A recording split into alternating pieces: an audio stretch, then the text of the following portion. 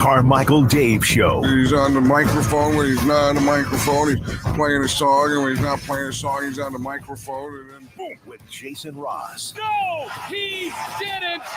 Yes, he did.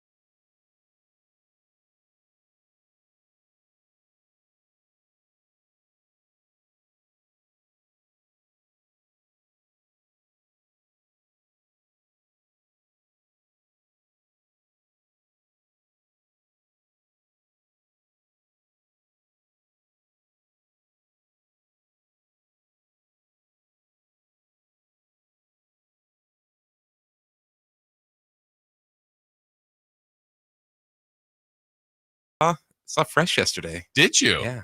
Out in the wild? Yeah. Where was he? At my barbershop, Hammer and Nail. Okay. I guess he does like their marketing or something like really? that. Yeah. Is it the one over? Is there only one? There's the newest one's on Arden. I think Yeah. there's one in Folsom and one in Rockland. Were you at the one at Arden? Yeah. Oh. Could have called me. I could have come on down and said hi. Oh, Yeah. next time. Yeah. I'll be there I'll tell you later. Oh. You have a regular routine? Yeah. Yesterday I got a sports pedicure. What's that? So it's a regular one, but then they also do like a hot stone massage on your calves and feet, which has been helpful since I've been doing this boxing training. Yeah. And it's been game changer. And your dogs are killing you? Oh man, it's perfect. Yeah. Nice. So that was that part, but then was it haircut too or no? No. Oh. Just that. That's haircuts next month. No, this month. This month? A couple weeks from now. Pre-Oasis concert. Oh yeah, you gotta look right, gotta look sharp. So are you there roughly twice a month then? Yeah. Okay. So one time it's haircut, next time it's maintenance. Yes. Maintenance on the feet. Yeah. Nice. It's helpful with the membership. You get like 2. Oh, 2 trips a month? Yeah. Oh, that's good. Yeah. Actually I was over there Sunday. Yeah. Had some food to go from Mendocino Farms. Oh. Which is like McCooney's, Hammer Nails, Mendocino Farms, if I'm not mistaken. I don't know if there's anything else over there. There's a boxing gym. Is that where you go? No. Where's I go to my that? cousin's house. Is it in the back? I think so, yeah. Huh. I'm not aware of that. I was not aware of that. Interesting. So anyway, the point being, when we played that thing with Fresh on Wednesday, I don't know. It's like you're halfway through the week, and it's one of those. Your week, our week, your week. I feel like that halfway on anything is like a significant benchmark, because it's like, even if it feels like it's been a drag for halfway, then you go, oh, I can do what I just did. I am the opposite of that. Really? Like, so we were flying from Chicago back to Sacramento, and like we hit the halfway point, and I was like, oh, crap, we have to do this all over again. How did you know you hit the halfway point? Are you watching the map? Yeah, it's got like the hours, hour flying or whatever. Yeah, and flights are interesting too, because when you've been going for a while, and maybe I don't know, it's weird. Like, I could be at home and like watch anything and be entertained. Sometimes if you're on the flight, it's like, 2 more hours. Yeah, I could start a movie. I could watch one of the show. I don't know. It's like, what do I want to get into? Well, here's where I'm weird is flight 2 hours or less. Perfect. I love it. Like the 4 to 5 to 6 hours is like, this is hell. But like a 9-hour flight, I don't really have a problem with that. Like going San Francisco to England or England to back to San Francisco. Why is that? I don't know. I think I'm just like, I know that this is going to be my whole day. Like with the 4 hours, you're like shifting things around. You're going to be doing stuff. You're either taking a late flight, so then you're up all day just getting ready for the flight, and then you take the flight. Or if it's an early one, you know that you're going to land and that you got to go and still do something afterwards. So I think you're in a different mental spot. yes. I will say this. I've driven to my family. We haven't done it in a while, but we've driven to New Orleans multiple times. And a lot of times we go 24 straight hours to San Antonio, where we have family there. And it's not one of those, are we there yet? Because it just mentally, You're not. yeah, it's going to be light, it's going to be dark, it's going to be light again, or whatever. You just know we're not close. The weird part is we get to San Antonio, usually spend the night, eat a meal, have some time there in San Antonio. The next 8 hours to New Orleans, that's the worst part of the drive for me. Because now we're close, air quotes, closer. And it's like, oh man, we have 5 more hours. I just did 27, but the 5 more for some reason. The trip to Fort Bragg, it's always super easy I can't remember. I think it's Willett. No, not Willits. Anyways, I don't know. It's one of the small towns there, and you always make great time. Like, oh, this is gonna be easy. And it's only 40 miles left to Fort Bragg, but it's winding through like the forest type of thing, and you're winding, so you're never really getting speed. So it feels like it's taking forever just to go through the stupid trees. Yeah. Do you ever have that though on a trip where, however long it was, but the way back seems like it goes faster, or does it not? No, because the excitement usually is getting to where you're going, and it's like, oh, and I'm going home or going back to work or whatever. No, I had that exact halfway feeling when I did my training for the, as you say, half triathlon. But it was one of those things where the race day, like when I was like, man, I don't know if I could do it. And then when you get to the halfway point, I'm like, oh, I got this. And it's such a weird hurdle because I literally could be like, have so much doubt. And then, oh, I made the turn. I'm good. Yeah, I think I'd be the opposite. Crap. Yeah. I got to do this whole thing over again. I'm only halfway there. I don't know. It's a weird, I mean, a lot of things. Well, when we did the fast, and you've done a couple of them, I thought there was something about that. It's like, okay, I'm really hungry. Okay, I'm fighting through the hunger pains. Oh, we're halfway. Oh, I got this now. Also, I think it was, isn't it day 2 or day 3 that all of a sudden it's like, yeah, I'm not even hungry at all. Like there's some point where you turn from, I'm kind of have some, I would like to eat, I could eat, to, and you just did one recently. How long was yours recently? 3 days? Yeah. And where you're just like, I don't know. To me, once I got to, I think it was the 3rd day, I was like, yeah, I mean, I'm fine now. Yeah, 3rd day is like the best. Yeah, and you feel really good. And you're like, I can do this. I got this. I'm not ready to eat. So anyway, well, yesterday you also sent me a text that you said Dave maybe set the record for the most birthday tweets or texts. Birthday tweets on vacation. On vacation. Yeah, because I went back and go, I didn't feel like he had that many. But I guess it's putting the things together. Tweeting, being on vacation, and being your birthday. Texting me. Texting you. Was he texting you? He's texting me right now. Is he? Yeah. About? Just some stupid tweet about Oasis. Oh, gotcha. Well, good morning to everyone out there. Hopefully you're ready to have a good Thursday or Tuesday, depending on which day you feel like it should be. Here on Sacktown Sports, Jason Ross, Christopher Laud, 916-339-1140 is the number to text in on the text line. Also, if you'd like to join us on our YouTube, good morning there to those of you on our YouTube page checking us out this morning. Hit the thumbs up button while you're there. In fact, I'm going to do that. So there we go.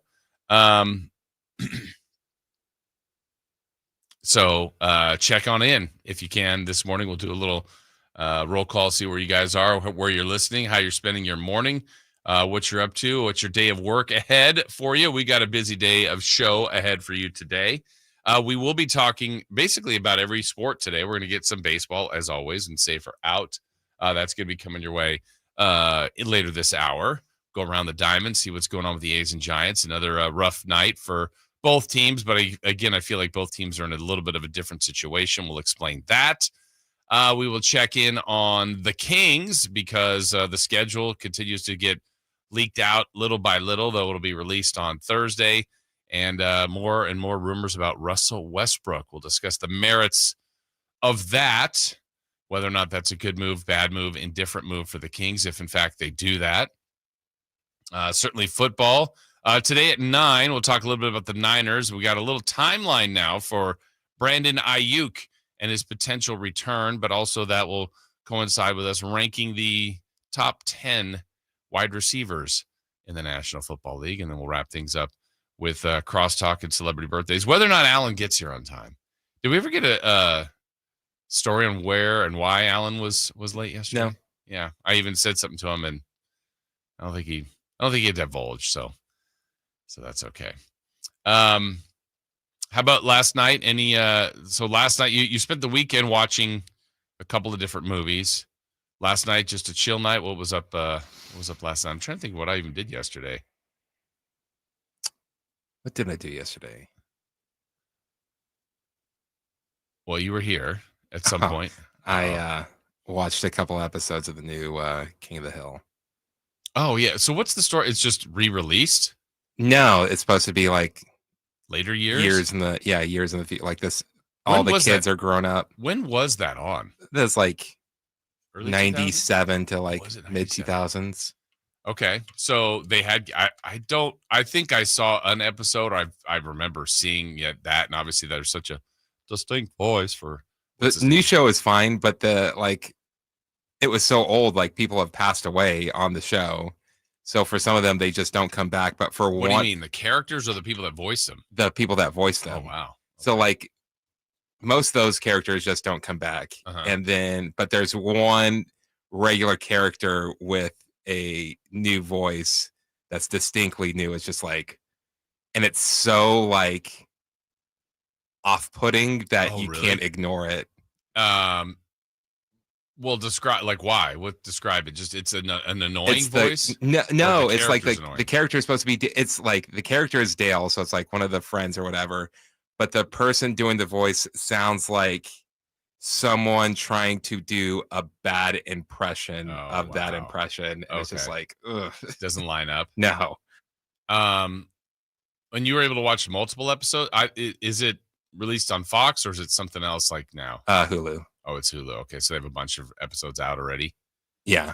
Gotcha. How would you? Well, that doesn't sound like it's very encouraging. I'll probably watch the whole thing, but you will. That's fine. Okay. So did they do a whole season or something? I think there's 10 episodes. Gotcha. All right. That's interesting that's being done in that way. But like, I keep hearing the commercials on here. So that's what I've heard it here too. So yesterday after here, I've been going to, Sac State football's coming up. I went to their practice again yesterday, the tail end of that. I'll do that again today to see how the Hornets are looking out there, getting ready for the start of their season. I'm trying to think of what else yesterday. Not much else went on, but just here's one for you, Chris. Do you have a rough idea of what you think a good temperature would be to go swimming? Not outside, like the water. The water. 82. 82. Okay. That's comfortable. Because to me, I think if you're going swimming, me personally, you want it to be refreshing. I probably would prefer it to be a little bit colder than warmer, but I mean, I don't want to freeze. I want it to be like a shock as soon as I jump in, but like fine. Then you're comfortable. Immediately. Yeah. And I think, like, for example, over the weekend, I mean, when it's 100 and see, one of my theories about swimming in the pool that we've now had for the last couple of years is the hotter it is outside, more people want to go swimming. But let's take an extreme day. Let's say it's 110. And if the pool is 82, like you said, That's a pretty significant temperature difference from 110 to 82. Now, it's going to feel great. It's going to feel refreshing. Some people jump in and go, "Ooh, it's cold." I mean, I think that's great. I think that's a good, refreshing feeling. Now, as the night cools down, and one of my favorite things to do in Sacramento is night swim, because let's say it gets down. Made a movie about it. What's that? They made a movie about it. Was it scary? Yeah. What was in the water? Ghost. Ghosts? Were they taking people under? Yeah. That's how, like, just randomly, they would just, some force would grab them, or the ghost would grab them. The ghost would grab them, yeah. And then drown them? Uh-huh. Oh, that's fun. Now I won't be thinking about that the next time I get in the pool. But the nighttime temperature, let's say it cools down to 94. Well, the pool temperature doesn't drop that much from, the 82 during the day. So let's say it drops to 81 or 80. Well, now your temperature difference is 14 degrees. So you jump in and it's a closer match, where some people are like, "Oh, it's nighttime. It's cold. I don't want to go swimming." The temperature is closer. So anyway, my ideal temperature is probably around what you're saying, 80, 82. If it's 84, it's getting a little warm for me. It was like 84 in the pool. It was great. It felt good. My wife's like, "Man, it's cold." I'm like, unbelievable. I don't want it to be a bath. I don't want to bring a towel and soap in there and start taking a bath. Come on. My cousin was the only one with a pool, and it was a Doughboy when I was growing up. Oh yeah, the above ground. I love those pools. To where it could get so hot that you couldn't go swimming because the water would be too right. hot. We had a family that had a reunion down in LA a couple years ago, and I'm like, a bunch of the people were getting in the pool. I'm like, all right, I'll get in the pool with Jackson. I'm like, oh my gosh, it's actually gross. Like it wasn't a hot tub, but it was close. You're going, it's not even remotely refreshing. Not even remotely. So to me, get in the water, get refreshed, and get back out, get on with your day. We're going to get on with our day right now. Let's go ahead and do it. We got a lot of show to get to, so let's start you out with leading off. Let's do it. Leading off, the 3 top stories in the morning. Huge news. This is very important. Here's cut number 1.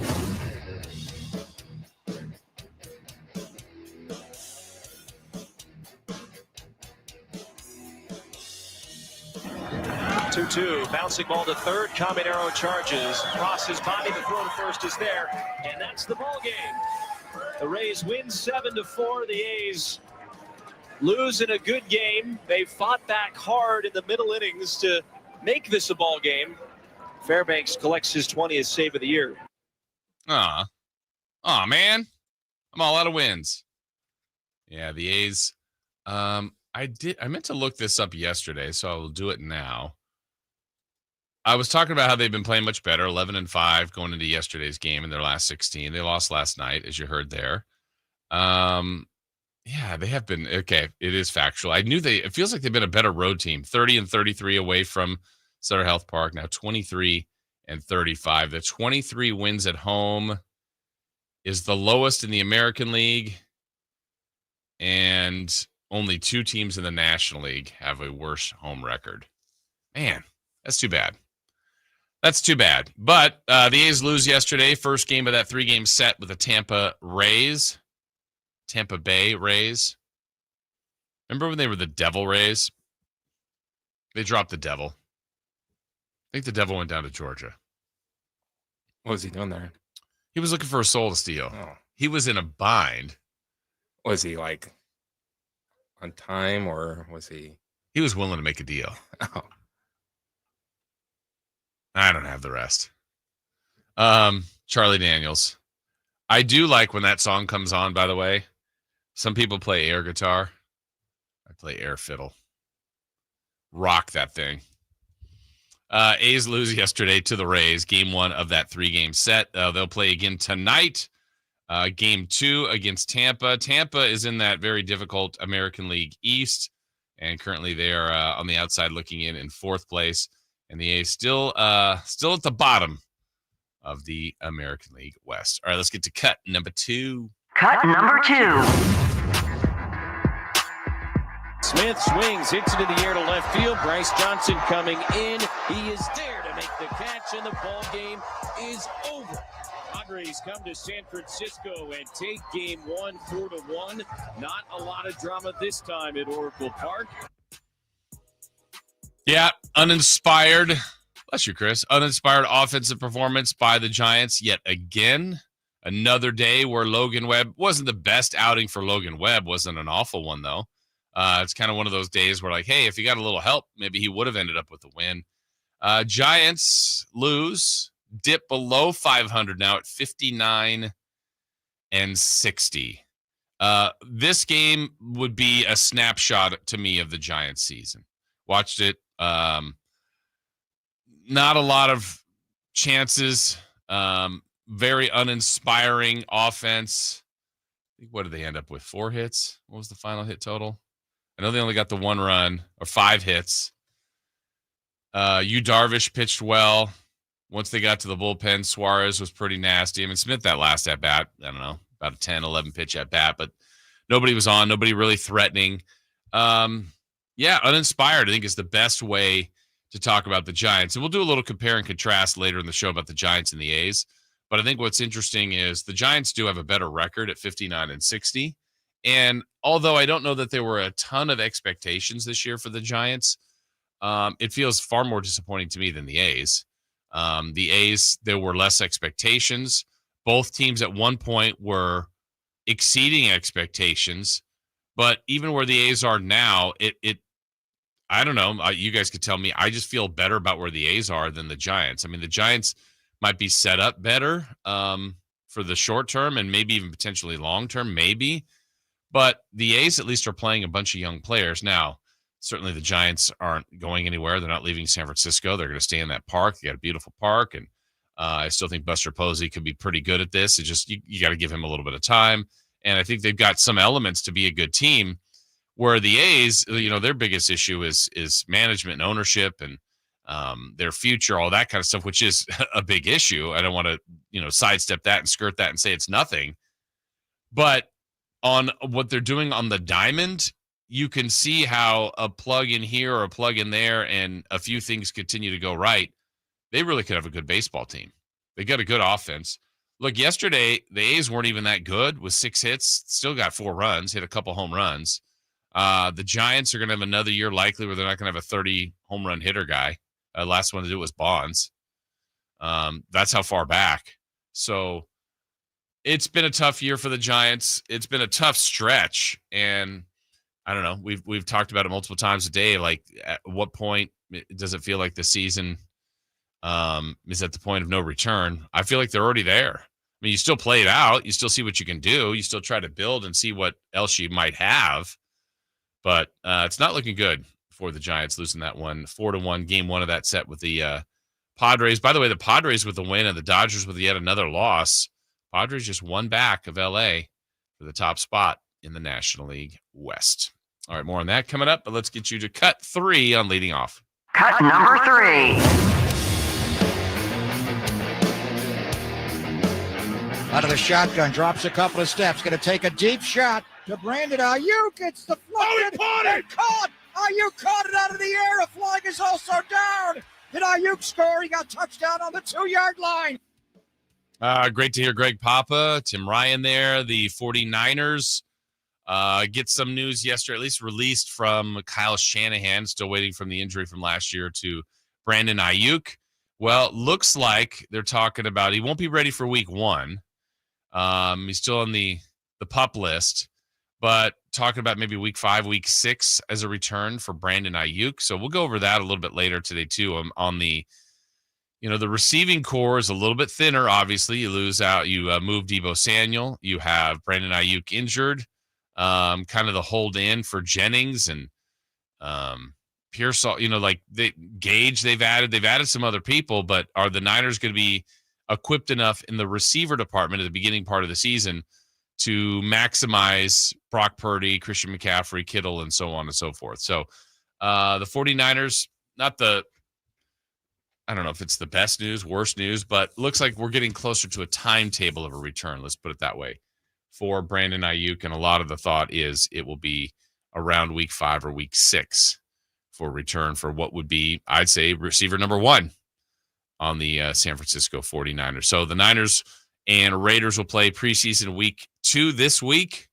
As football, it's moving. That's the beauty of once we really get going with football, the rhythm of the sport, where it's, recap the games Monday and Tuesday, maybe even a little bit Wednesday, start to preview and get into the games. And then Thursday, Friday, we got Thursday Night Football, games of the weekend. And then that cycle goes for week after week after week. It's almost here. All right. Again, we thank you all for joining us this morning, 916-339-1140. If you'd like to weigh in on the text line, those of you on YouTube, hey, Carmichael Dave is in there. Good morning, Dave. Happy day after your birthday. How's it feel? We'll talk about you catching that big fish yesterday and other things throughout the show. But we're just... Hey, Dave, how does it feel to never be in your 40s again? And 50s, according to you. Yeah. You forgot. But how was that 16 years ago? Yes, exactly. Never forget. Never, ever forget. All right. We will take the break here. Come back. Just getting started here on a Tuesday/Thursday, whatever day you'd like it to be. We are rolling right along this morning right here on Sacktown Sports. The Alan Styles Show. But it's very simple. Jonathan Kuminga is sitting there saying, y'all wasted my time for 4 years. Now I'm going to waste your time. I'm going to waste your time now. You thought that your time was more valuable than my time. You can listen to the Alan Styles Show Monday through Friday from 10 a.m. to 2 p.m. on 1140 a.m., YouTube, and the Sacktown Sports app. Hey, it's Carmichael Dave for your second opinion partners, American Energy Heating and Air. Here's what they're asking from you. Not much. If you're working with another HVAC company, not a problem. If you called them, if you got some sort of an estimate, just call American Energy. Let them come out. Let them check out the problem. You might be surprised. You might find you don't need all those repairs. But if you do, even a replacement for your air conditioning unit, just let them give you their price. Odds are you're going to find that you're saving a lot of money and a lot of peace of mind because you are working with a company that's been around since 1981, that has an A+ with the Better Business Bureau, and will save you money and will guarantee their work. 916-520-9990. That's 916-520-9990. Don't trust me. Go to Google, go to Yelp, read the reviews, go to AmericanEnergyAir.com and get your second opinion. Jingle singers, here you go. Call 916-520-9990 now. Drivers who switch and save with Progressive could save hundreds. With that kind of money, you could go big time. The next time you're out to dinner with friends, you can order the shrimp cocktail for the table. And maybe you'll realize it only comes with 4 shrimp after you've already given away 3, but that one shrimp will be so good. And if you switch and save hundreds, you could get shrimp all the time. Switch to Progressive and you could save big time for shrimp. Progressive Casualty Insurance Company and affiliates, not available in all states. Potential savings will vary. Let's go!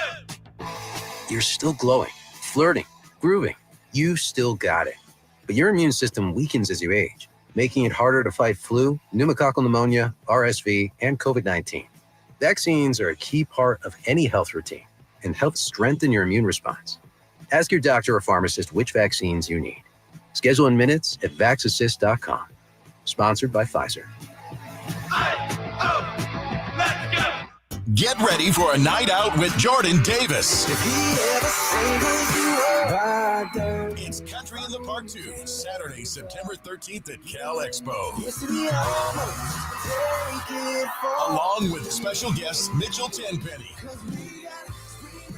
Mocash, Vincent Mason, and Avriana. Make it a family day out with food trucks, games, dancing, and more. Saturday, September 13th at Cal Expo with Les Schwab Tire Centers and Bare Bones Workwear. Tickets at CITPFest.com. Summer's flying by, and that back-to-school checklist, it's growing fast. New backpack? Check. School supplies? Check. Dentist appointment? Let's fix that. Kids Care Dental and Orthodontics is making it easy to cross dental checkups off your summer list fast with priority scheduling for new patients and kid-friendly care that makes them smile. It's one less thing to worry about before fall. Call now or book online at kidscaredental.com. That's kidscaredental.com because healthy smiles should be the easiest thing to check off your summer list. Are you thinking about buying a new car? Well, maybe you're on the fence. Let me help you out. Kyle Draper here from Mercedes-Benz of Stockton. From the first time I stepped into the MB of Stockton showroom, I knew I made the right choice. I settled on the all-electric EQS SUV. It's comfortable, stylish, and most importantly, it's safe. Mercedes-Benz has the reputation of making the finest cars in the world. Now it's your turn to experience what I already know. Mercedes-Benz of Stockton is the best car buying experience you'll ever have. It's just a short drive down I-5 or anytime at mbfstockton.com.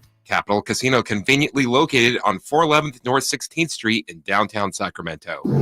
Safe or out? It's time to go around baseball. 3 pitches, 3 swings. It's safe or out on the Carmichael Dave Show with Jason Ross.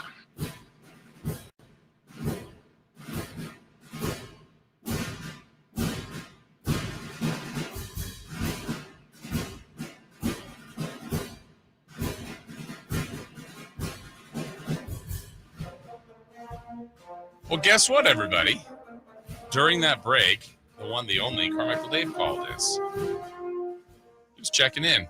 I think he misses us. Sounded like he was on his 8th cup of coffee. I'm not walking over there before I get my cup of coffee. You thought it was 8th?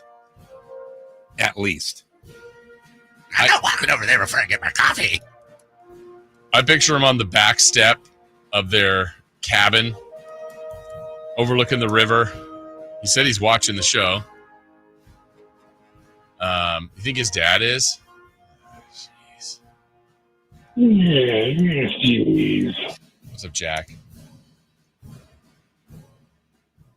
And he's in the chat. He's chatting with you all out there. That's how he's spending the day after his birthday. Aren't we only a weekend into this thing? Aren't we only a what? A weekend into this thing? What do you mean? Into his trip? Like, there's more time in Montana than there's less time, right? Oh, yeah. He's still got through the weekend, right? And then the big week next week, though. Hope he makes it. Monday. Hope he makes it. Monday will be a tough day for him next Monday. USC day. Gross. You said it. You said it. All right, Chris. What you got for us on Safer Out? Still seeking more offense, safer out. It is time for the San Francisco Giants to call up their top prospect, Bryce Eldridge. Yes, safe. What are we waiting for? I mean, honestly, what are we waiting for?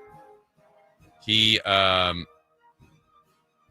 think they just released yesterday the newest list of MLB's top prospects. The A's still, after that trade, have the number 3 prospect.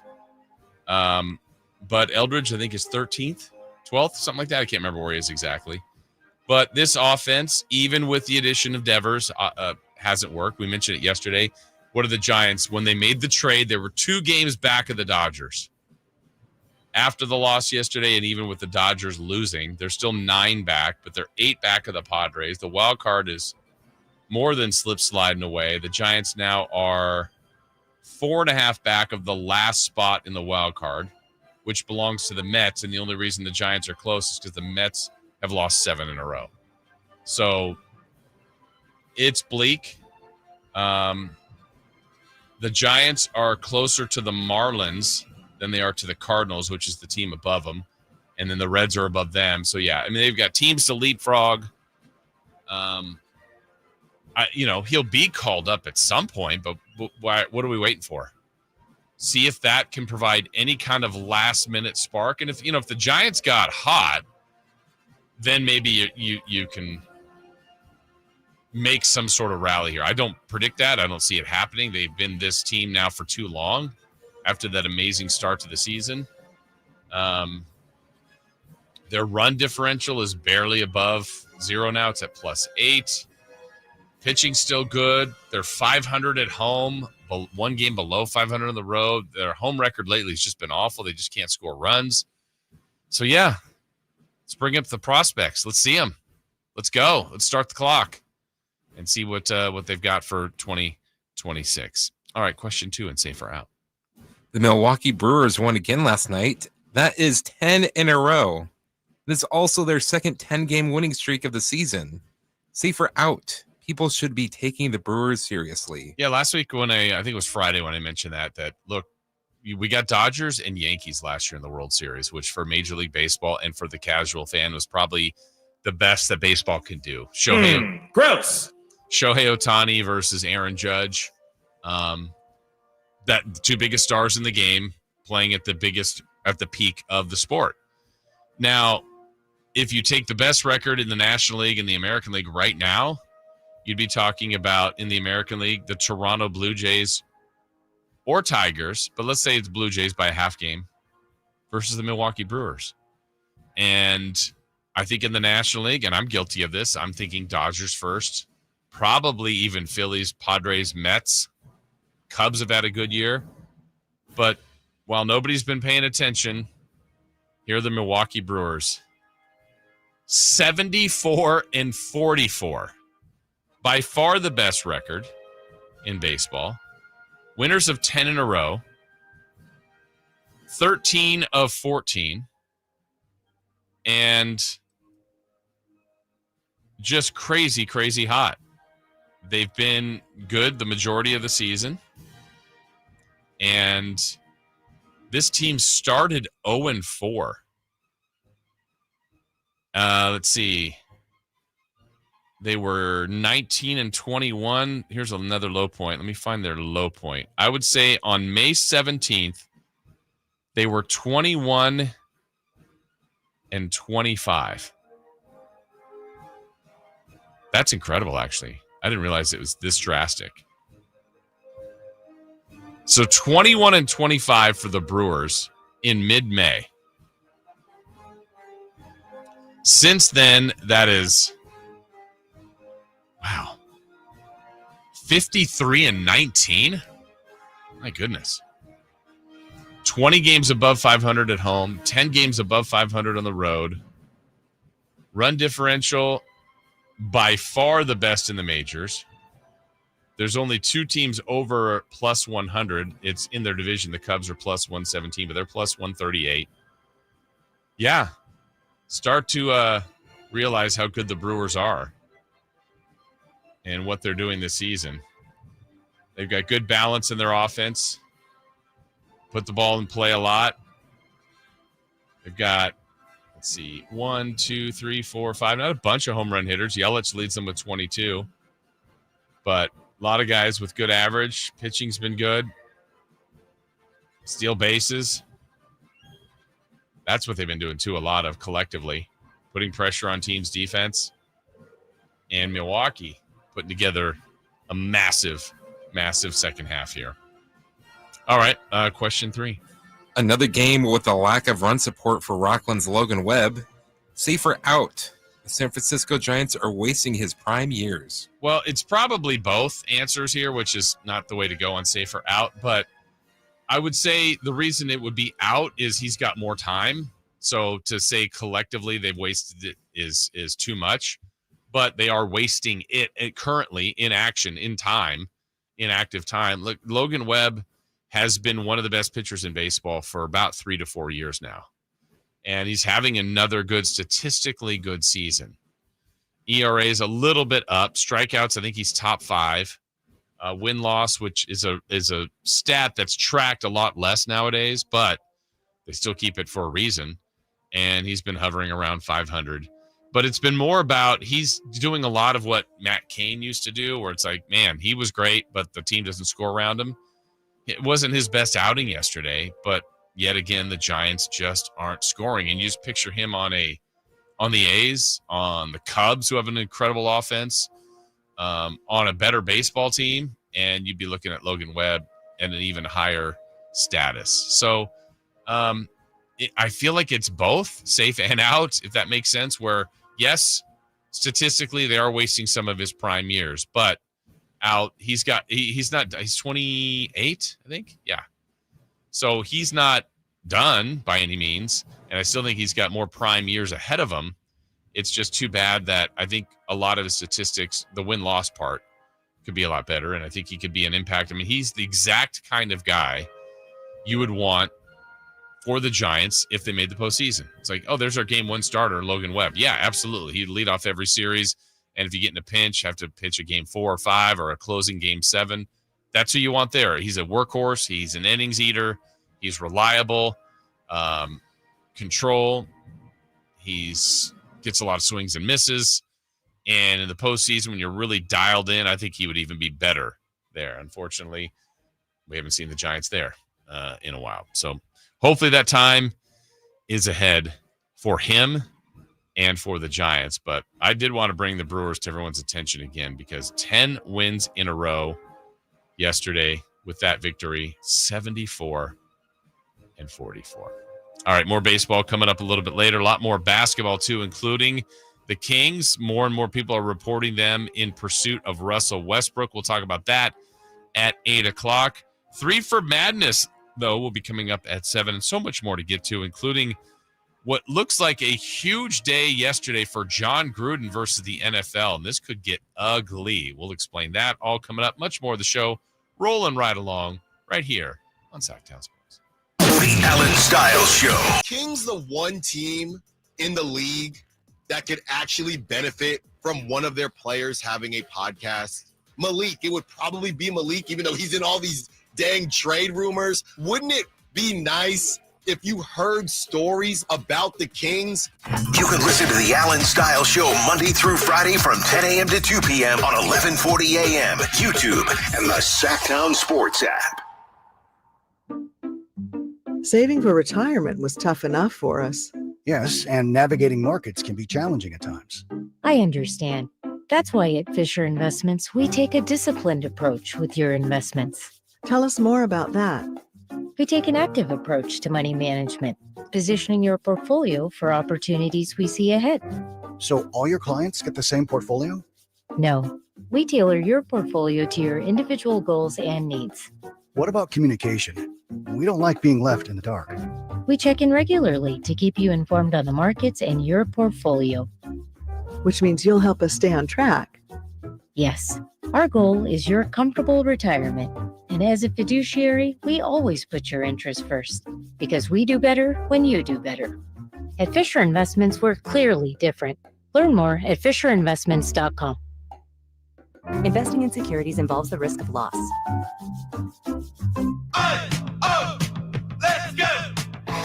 You're still glowing, flirting, grooving. You still got it. But your immune system weakens as you age, making it harder to fight flu, pneumococcal pneumonia, RSV, and COVID-19. Vaccines are a key part of any health routine and help strengthen your immune response. Ask your doctor or pharmacist which vaccines you need. Schedule in minutes at VaxAssist.com. Sponsored by Pfizer. When you're hiring, have you ever felt like you're missing out on meeting great candidates? Well, they're not hard to find when you go to ZipRecruiter. ZipRecruiter helps 10 million people with their job search every day. People who are actively looking for jobs like yours. So it's easy to find the right person fast. 4 out of 5 employers who post on ZipRecruiter get a quality candidate within the first day. Try ZipRecruiter for free at ZipRecruiter.com/free. That's ZipRecruiter.com/free. You're still glowing, flirting, grooving. You still got it. But your immune system weakens as you age, making it harder to fight flu, pneumococcal pneumonia, RSV, and COVID-19. Vaccines are a key part of any health routine and help strengthen your immune response. Ask your doctor or pharmacist which vaccines you need. Schedule in minutes at VaxAssist.com. Sponsored by Pfizer. Wesley Financial Group is not a law firm, and Chuck McDowell, definitely not an attorney. This is Chuck. If someone talked you into buying something really silly and you want to get out of that silly little thing, my advice, get the facts. Call me and I'll send you our timeshare exit kit absolutely free. Inside, you'll learn how timeshare works and all your options for cancellation. Call Wesley now for your free exit info kit. 800-838-6767. That's 800-838-6767. With 25 award-winning years in Northern California, Ashton & Price is your local injury law firm. Pro attorney tip: if a firm presents as local but they're in LA, red flag. If your first consultation is not with a lawyer, big red flag. At Ashton & Price, your first consult is with a local attorney, and if serious injury prevents travel, a lawyer will come to you. Still not enough? George Washington's my uncle. At Ashton & Price, no red flags, just red, white, and blue. Remember, For the best advice, don't think twice. Call Ashton and Price. Time now for your Sacktown Sports 1140 49ers report. Brought to you by Kia of Vacaville, conveniently located beside the Vacaville outlets. The Niners lost their first preseason game to Denver 30-9 on Saturday night. Few of the starters played for Mike Shanahan's team. Mac Jones started at quarterback and drove the team down the field for a game-opening TV drive. However, that was all the offensive scoring for San Francisco. Next up for the Niners, they play in Vegas this Saturday afternoon. It's a 1 p.m. kickoff right here on Sacktown Sports 1140. Football season is here at Kia of Vacaville. You can score big in a new 2025 Kia Niro LX with up to 53 MPG combined at Kia of Vacaville. Perfect for road trips, tailgates, and cruising to Levi Stadium in style and comfort. But don't wait. Inventory is limited at Kia of Vacaville, and these deals won't last long. Visit KiaVacaville.com or stop by right next to the Vacaville outlets for friendly service, easy shopping, and unbeatable value. All in one stop. Kia of Vacaville, where the adventure begins.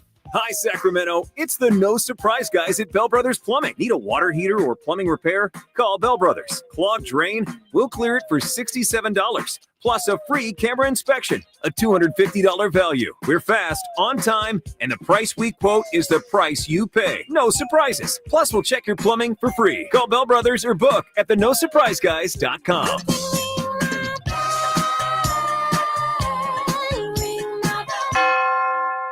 Capital Casino, conveniently located on 411th North 16th Street in downtown Sacramento.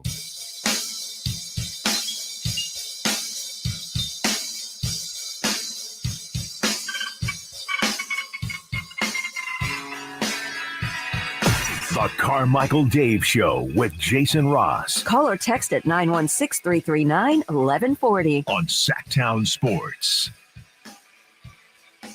All right, Jason Ross, Christopher Laud, Carmichael Dave, enjoying a vacation with his dad. Good time out in Montana. Sent us some pictures during the break.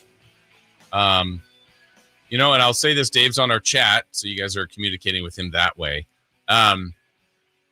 He's fishing. And a lot of times, Chris, like the famous thing about fishing is the fish stories, the one that got away, or I caught a fish, it was this big, it just keeps growing. Well, we saw via social media that he did catch a fish yesterday. And so I think, who was it? Technically. What's that? Technically. What do you mean? It was a fish that he caught. Were you not impressed? Eh. Well, they're fly fishing, which I have you gone fly fishing? I have before? not. Okay.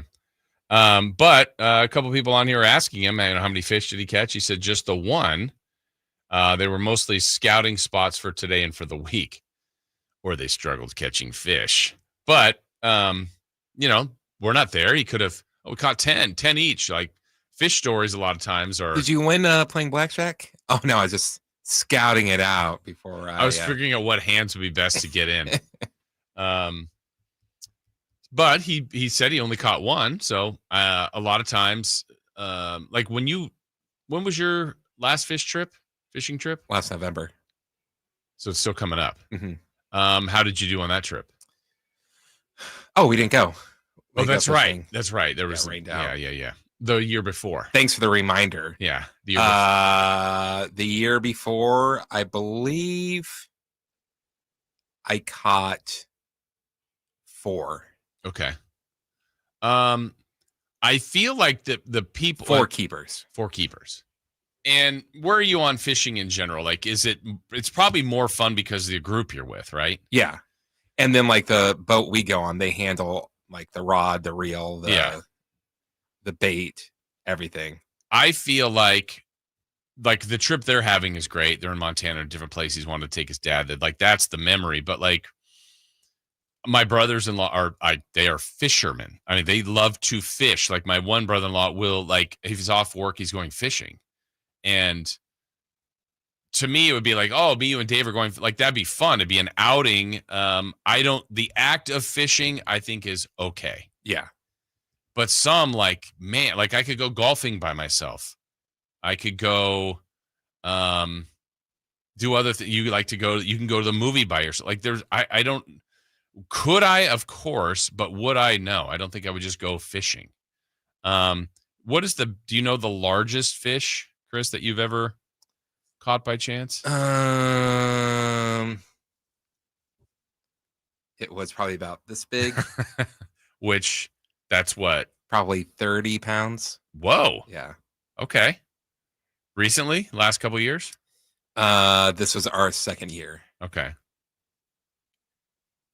Where was that? Do you remember? Fort Bragg. So That's like the it's only where you place always I've. go. Okay. The last time I think I went fishing before that was like I was 11. Okay. Yeah, when you're a kid, I mean, when they do everything for you, like they set the, they do everything basically, and I'm out there hooking people, hooking trees, the bottom of the river. Hey, I caught a rock. Yeah, no, you didn't. I'm trying to think. I remember there was one time we were river rafting and we were fishing at the same time. And my brother caught what are those bottom feeding like sturgeon, which can get to be massive. And like he had to get out of the boat. He had to really work. I mean, he was working for a long time to catch this fish. And it was one of those things like once he brought it up, it was so big, but it's just like its mouth is just constantly opening and it's at the bottom. It's just feeding on junk on the bottom of the, and you can literally put your hand all the way in the mouth and it's not even biting you. It's just, I don't know what it's doing. We went to Mazatlan maybe, oh gosh, I was in 5th or 6th grade, so I was young. And we went. It was still part of Spain back then, right? We went marlin fishing. And I know we caught one of those big marlins, but I don't feel like I was that fishing was interesting because, Chris, we literally had a boat. We were on the boat and we had our poles that were mounted in, and you kind of wait till you get a bite and then you jump in front, jump in the chair, belt in, and you start reeling in. I don't remember literally me catching the fish, so I will say I didn't, but we caught a couple of big marlin, I remember. And I remember it more so really for pictures I've seen, but I feel like you're playing something or going to play something. I was looking for something. Oh, gotcha. And it's not what I remembered, so I will not be playing anything. Okay. Let's see. What Dave's being asked, is there a picture of Dave in the waders yet? I'm weird with fishing because I don't fit in my ADD lifestyle, but fly fishing is a totally different ballgame. I agree with that with Dave. I don't know. There's something about fly fishing that I feel there's a little bit more of a sport to it. A little bit. There's a craft and a technique. And like I said, I think I said this recently. Literally the last time I went fishing was another river rafting trip, not that long ago, a couple years ago. And we got in the water and we're like, oh, let's start fishing before we get to some of the rapids. And boom, one of my brothers catches a fish. Oh, wow. All right, I put my pole. Boom, I caught a fish. Oh, my goodness. Two of my other brothers, boom, boom, fish. And then it's like multiple fish. Like, wait, this is, I don't want to say we weren't doing anything special. It was too easy. It's like, there's not even a sport to it. You at least want to have, which a lot of times people can go out fishing for hours and nothing happens. So to me, the fishing part of going fishing is who you're going with, what you bring, the stories you say, the environment, all that stuff, the weather, the time spent with whoever you're going fishing with. That to me is the charm. Now for others, it's not. And those I feel like are really people that are into fishing. So I hope Dave's enjoying that out there. Certainly the time with his dad. But are you, is that happening again, Chris, in November, Fort Bragg? Yep. Okay. I'll be off for a week. Weather permitting. Hope so. Weather permitting. What was the story again last year? We had like awful rains or something? Oh, it was like a huge storm that went through. That just canceled the trip. 20-foot waves. And they're like, yeah, that's not safe. Not going to do it. What's the deal of your trip? It's what, most of the day on the water or what? Or you get a place? We get an Airbnb. So same one or? I think this one's different. Okay. I think we used to go to a Motel 6, which was, then we became smarter about it. So we got the Airbnb, go out the next morning. You go crabbing until you catch your limit of crab. Okay. Then you fish. And what do you do? Like the nets with chicken and stuff or something in there? And the nets with fish. Oh, you put fish in them? Yeah. Okay. I've seen chicken, but that's fine. Same idea. And then after we catch our limit, we go fishing, and then we stay out there till we catch our limit until about like 3:00. And I'm guessing you eat the crab. Do you guys eat the fish? Is it? No, you said you caught 4 fish. So you keep the fish. Mhm. Yeah, and that's what you're eating. That's what we're eating. Okay, be a tough trip for me. It's like, oh yeah, I brought hot dogs. I brought lunch meat. You guys eat the You crab. can do fish, right? I can. Okay, I can. I just don't love it. Raw sewage. Oh, I love it. But make you a couple of fish tacos. I think you'll be prepared nicely. Yeah. Okay. What kind of fish is in a fish taco? You can use whatever you want. Yeah, but what do you use? Rockfish. Okay. What we catch out there. Gotcha. All right. Well, I hope I found a recipe for an orange sauce that I'd like to use for this trip. On the fish tacos? Yeah. So what else goes in the fish taco? I mean, just a little tortilla, but lettuce, tomato maybe or something? Cabbage. Cabbage is your lettuce? Yeah. Is that better with fish? Yeah. Okay. And then the orange sauce. What's in the orange sauce, or is it secret? It's a secret. Oh, can't tell you. If I told you, I have to kill you. No, we don't want to have that happen. All right. When we come back in the next hour, we've got a busy hour. College football news going on. We've got John Gruden versus the NFL. This has potential to be really fascinating and scary, probably for Roger Goodell and some of the owners in the NFL. But next, 3 for Madness, including the Golden State Warriors introducing a couple of new bobbleheads for the preseason. One, it's a dual bobblehead, a love affair that we never thought would happen. We'll explain that and more next. The Alan Styles Show. Are the Kings the one team in the league that could actually benefit from one of their players having a podcast? Malik, it would probably be Malik, even though he's in all these dang trade rumors. Wouldn't it be nice if you heard stories about the Kings? You can listen to the Alan Styles Show Monday through Friday from 10 a.m. to 2 p.m. on 1140 a.m., YouTube, and the Sacktown Sports app. This is the story of the one. As a safety manager at a manufacturing plant, he does everything he can to keep his coworkers safe. From finding ways to reduce risks to keeping safety supplies in stock. And for that, he relies on Grainger. Grainger offers a broad range of quality products and next-day delivery, so he can always play it safe.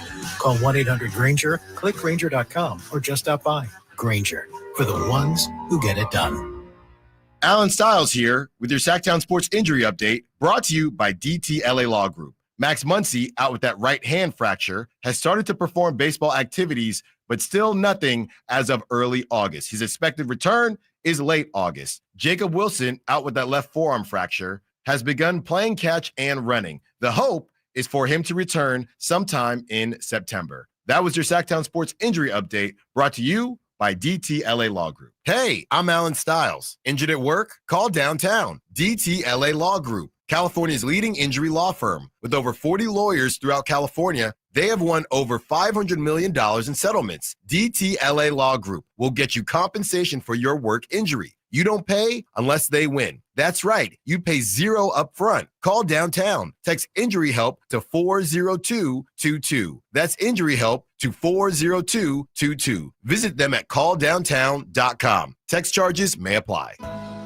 Labor Day, our annual celebration of workers and their achievements, was first observed in New York, and the first Monday in September became a national holiday in 1894. Hi, this is Frank LaRosa with a word about Naturewood Home Furnishings. Each year we commemorate Labor Day with parades, picnics, and family gatherings. And right now, Naturewood Home Furnishings is celebrating with their exceptional whole store Labor Day sale. Would you like to refresh your living room? Would you like to restyle your bedroom? Maybe you want to redesign your home office. No matter whether it's your dining room, kids' rooms, accents, or accessories, Naturewood's unique store-wide Labor Day sale offers savings in every department and savings on every brand like Stanton, Omnia, Stickley, Flex Steel, and all the rest of the award-winning furniture. When it comes right down to it, it's all about choices and always about quality. Visit Naturewood Home Furnishings right now for this remarkable Labor Day sale. Off Highway 50 at Hazel, look for the Water Wheel. Get ready for a night out with Jordan Davis. It's Country in the Park 2, Saturday, September 13th at Cal Expo. Along with special guests Mitchell Tenpenny, Low Cash, Vincent Mason, and Abriana. Make it a family day out with food trucks, games, dancing, and more. Saturday, September 13th at Cal Expo with Les Schwab Tire Centers and Bare Bones Workwear. Tickets at CITPFest.com. Hey, it's Carmichael Dave here for Capital Casino, Sacramento's #1 poker room, inviting you to come join them every Wednesday for their midweek madness drawing, giving away $2,000 in total cash starting at 6 p.m. It's a safe and friendly environment, plenty of well-lit parking available, and it's conveniently located right there in downtown Sacramento. And remember, best food, best service, best games, 411 North 16th Street in downtown Sacramento. For more information, log on to capital-casino.com and gamble responsibly. 1-800-GAMBLER. If you're 55 or older and into that whole saving money thing, T-Mobile has an exclusive phone and internet bundle just for you. Right now, get 2 unlimited phone lines plus 5G home internet for just $30 each per month with autopay, plus taxes and fees. And with 5G home internet, setup is easy with just 1 cord and no technician needed, which is great if you're also into that whole keeping it simple thing. Switch now and experience the best mobile network in the U.S. Visit your local store to start saving. T-Mobile, it's better over here. Based on analysis by Ookla of speed test intelligence data Q4 2024 to Q1 2025. Ookla trademarks used under license. Unlimited on our network. Customers on voice plan may notice speeds lower than other customers and further reduction if using more than 50 gigs a month due to data prioritization. Video streams and SD on this plan. Home internet pricing after $20 and monthly bill credit plus $5 per line without autopay. Debit or bank account required. See 5G device coverage and access details at T-Mobile.com.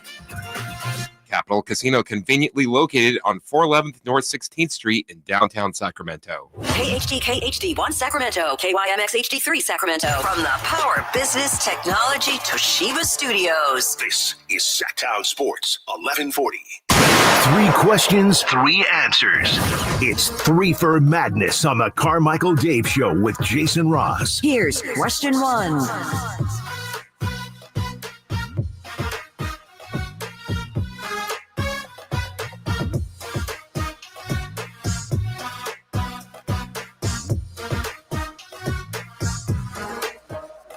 All right, 3 for Madness coming your way here momentarily on the show. Jason Ross, Christopher Laud this Tuesday morning. Again, Carmichael Dave will be back with us 1 week from today, though he is checking in on the chat. So those of you on my gosh, you're just lame. Hey, Katie, easy. Those of you that want to chat with him there, you can on his fishing journey with his dad, but he'll be back with us 1 week from today. I thought you were supposed to go fishing early in the morning. You can. It's probably 8 o'clock. Yeah. There. So get out there while the fish are biting. All right, Chris, let's start out with 3 for Madness question 1. The Golden State Warriors announced 2 preseason bobblehead giveaways for the upcoming season. They will have a Steph Curry All-Star Game MVP bobblehead on October 8th. And then on October 17th, Jimmy Butler and Buddy Hield Best Buddies bobblehead. Your thoughts? Well, as we oh my gosh, you're just lame. Me? We'll see. As I look at these bobbleheads right here in front of us of Bobby Jackson, and Scott Pollard, people like their bobbleheads. The Warriors like to give out bobbleheads. I think I was there last year, the preseason. Yeah, when they gave out the Olympic Steph Curry gold medal, bobblehead.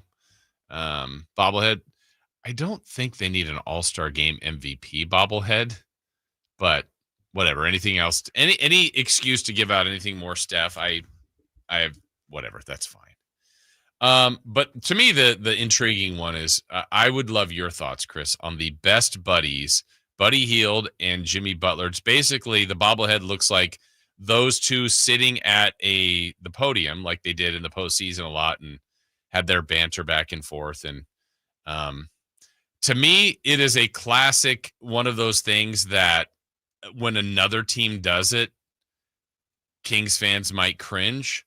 But I gotta admit, Chris, if Buddy Hield and Jimmy Butler were members of the Kings and they kind of had this relationship, I think we would be all over it.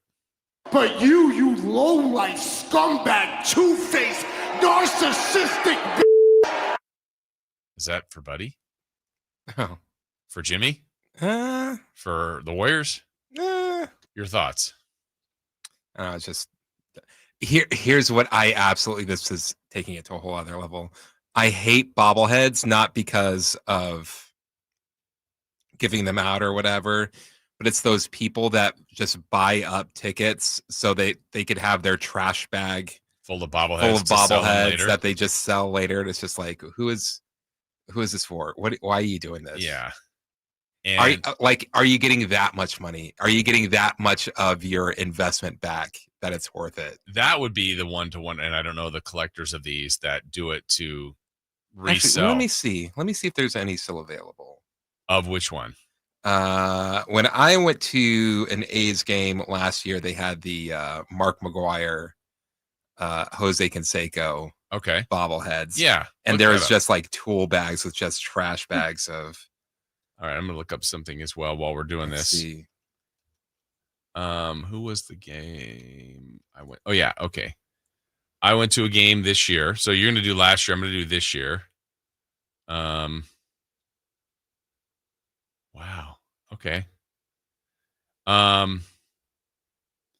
So this year's game, well, did you find anything yet for yours on the Mark McGuire, Jose Canseco? No, I have not. Okay. I went to this year's A's game that had Lawrence Butler's bobblehead for the A's. I found it. Okay. $250. What? Okay. I'm looking at the Lawrence Butler bobblehead, and I'm seeing an eBay price of $55 and another one of $35. I didn't realize these things were, and someone's trying to sell it for $60. 39, 64. Oh, that's a different one. Mason Miller. Well, if people get something close to that and they got it for free, it's still awful for people to go do that. I know last year, the Warrior game, I mentioned the Warriors Kings preseason game, and they gave out a Steph Curry, the gold medal bobblehead. It was him getting the gold. I think, if I'm not mistaken, some of them, like select members of those gold medals, were actually gold bobbleheads, not real gold, but they were gold colored. And I think those were more of a collector's item. But oh my gosh, you're just lame. Let me see if I can find that. Wasn't there was something like that with Shohei Ohtani? Ohtani had like like a bobblehead day at Dodger Stadium, and then there's like some special ones in the group that like had lines out like for like miles long. And people were trying to get them because they were looking for the special. Yeah. Let me see. Gold medal bobblehead. Yeah, there's MVP bobblehead. I know they had the gold medal Steph Curry bobblehead. Yeah, people are selling that for like $119, $220. Oh my goodness. Okay. Yeah, I don't know. As far as the Warriors doing this, that's fine. It's fine. I don't mind that, but it's funny the Buddy Hield. But do you know what I mean by that? Like if this were Sacramento and Buddy Hield and Jimmy Butler kind of had this relationship, I think people here would be eating that up. Yeah. And I don't know if it doesn't bother me. That's fine. Buddy Hield's not a King. He's a Warrior. Jimmy Butler, whatever. I've actually always liked Jimmy Butler. I didn't like the way it will be fun when he gets tired of Golden State. Yeah. His exits are awful. But besides that, I've liked Jimmy Butler. But I guess I don't know if it's the same, but you got to believe people in other parts of the country, and we know players have said it, they hate the beam. Like, I don't want them to hit that. I hate that. I hate that chant. I hate that. Well, it's our thing. We love it. I'm still into the beam. Still love seeing the beam. People still take pictures every night the Kings win and get in front of the beam. It's our thing. So to each their own on that. All right, let's get to question 2. Question 2. KFC is reintroducing potato wedges nationwide. What is your preferred way for French fries to be prepared? This is feel like a question Tailor made for Dave. Yeah. I didn't know the potato wedges were gone. I was going to say the same thing. But I saw this story and went, oh, okay. Where did they go? I think you asked me recently, when was the last time I went to KFC? I don't know. I'm at least 20 years. I'm sooner than that, but 20 years here, I think 11 years in because you the UK. Because you don't like it, or just I don't like it. But in the UK, it's really good. I feel like I've liked it. I don't know the last time I had it. But if the question here, the spirit of the question, potato wedges are good. Classic French fries, I think, are probably the way, but I don't know how you would rank it, Chris. What do you have? Shoestring fries? Curly fries? Are waffle and crisp cut the same? Yes, but some are seasoned and some aren't.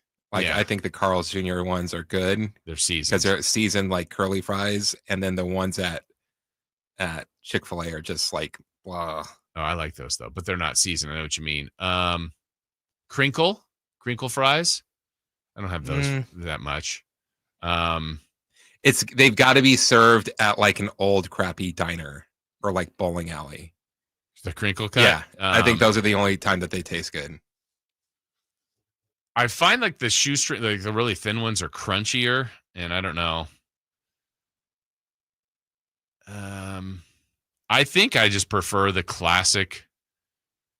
If I'm ranking them the most, just the classic regular French fry, not the thicker, like the. You don't like those? Yeah, they're fine. Okay, what's your preferred? Curly? Curly. Because I don't think of any curly fries. Now I'm sure there's someone could prove me wrong. Curly fries always seem to be seasoned. Yeah.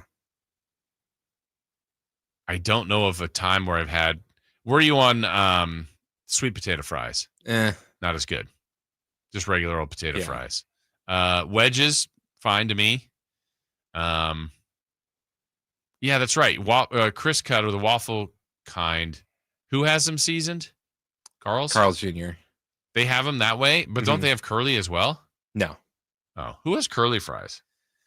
I don't know. I've had them. I don't know who has. Jack in the Box. Do they? Yeah. Are you a yay on McDonald's fries? Yeah, they're good. And then where are you on? What's the one seemingly controversial is In-N-Out? Some people are like, "Oh, their fries are terrible." Oh, I'm burgers fine are good. Yeah, I like In-N-Out fries. But I eat them first. You have to eat those first. Wait. I usually just get a burger though. Okay. You don't get a combo? No. Yeah. It's been a while since I've been there too. I think was it with someone showed us something where they said that to use barbecue sauce with an In-N-Out burger, and I tried it. Do you remember that? I do. Who was that? Or it was like maybe I think it was something Instagram online or something. Yeah. And you liked it? Yeah, it was like a game changer. Really? Like, oh my god. Huh. And it was just a standard like over the counter barbecue sauce. I mean, nothing like like a sweet because raise. they don't have it. No. That's interesting. So give that a try next time you're at In-N-Out. Yeah. I mean, to me, fries are good. Potato wedges are fine. Let's see. Fresh cut fries fried in peanut oil. KFC old school battered seasoned fries were the best. We've been through this before, but Del Taco crinkle cut fries, underrated. I agree with that. Haven't had them in a long time, but those are good.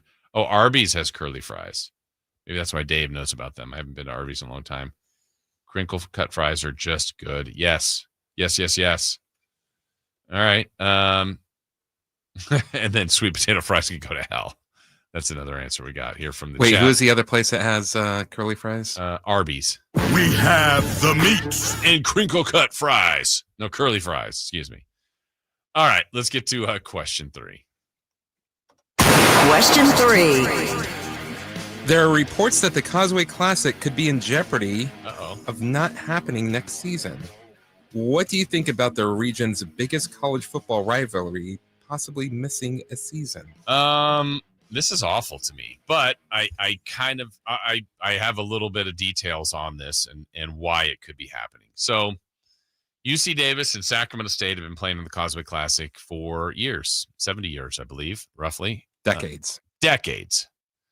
And at all sorts of different locations in and around Sacramento. They've played at Hughes Stadium, Hornet Stadium, Toomey Field, Aggie Stadium. They played in Nevada a couple years ago. I was going to say that, Reno. After the fires forced the game out of the city. They've been in the same league. They've been in different leagues. They've been at different levels of college football, Division II and FCS. Now, for one final year this year, they're both going to be in the Big Sky Conference. We know that Sacramento State is leaving the Big Sky Conference. The Big Sky has added 2 new teams in the meantime, Utah Tech and Southern Utah. And the Big Sky next year is changing their scheduling and the fact that each Big Sky team is going to play 9 other Big Sky teams. So they're going to have 9 league games. That leaves 3 non-league games. And up to the moment, UC Davis has their 3 non-league games scheduled.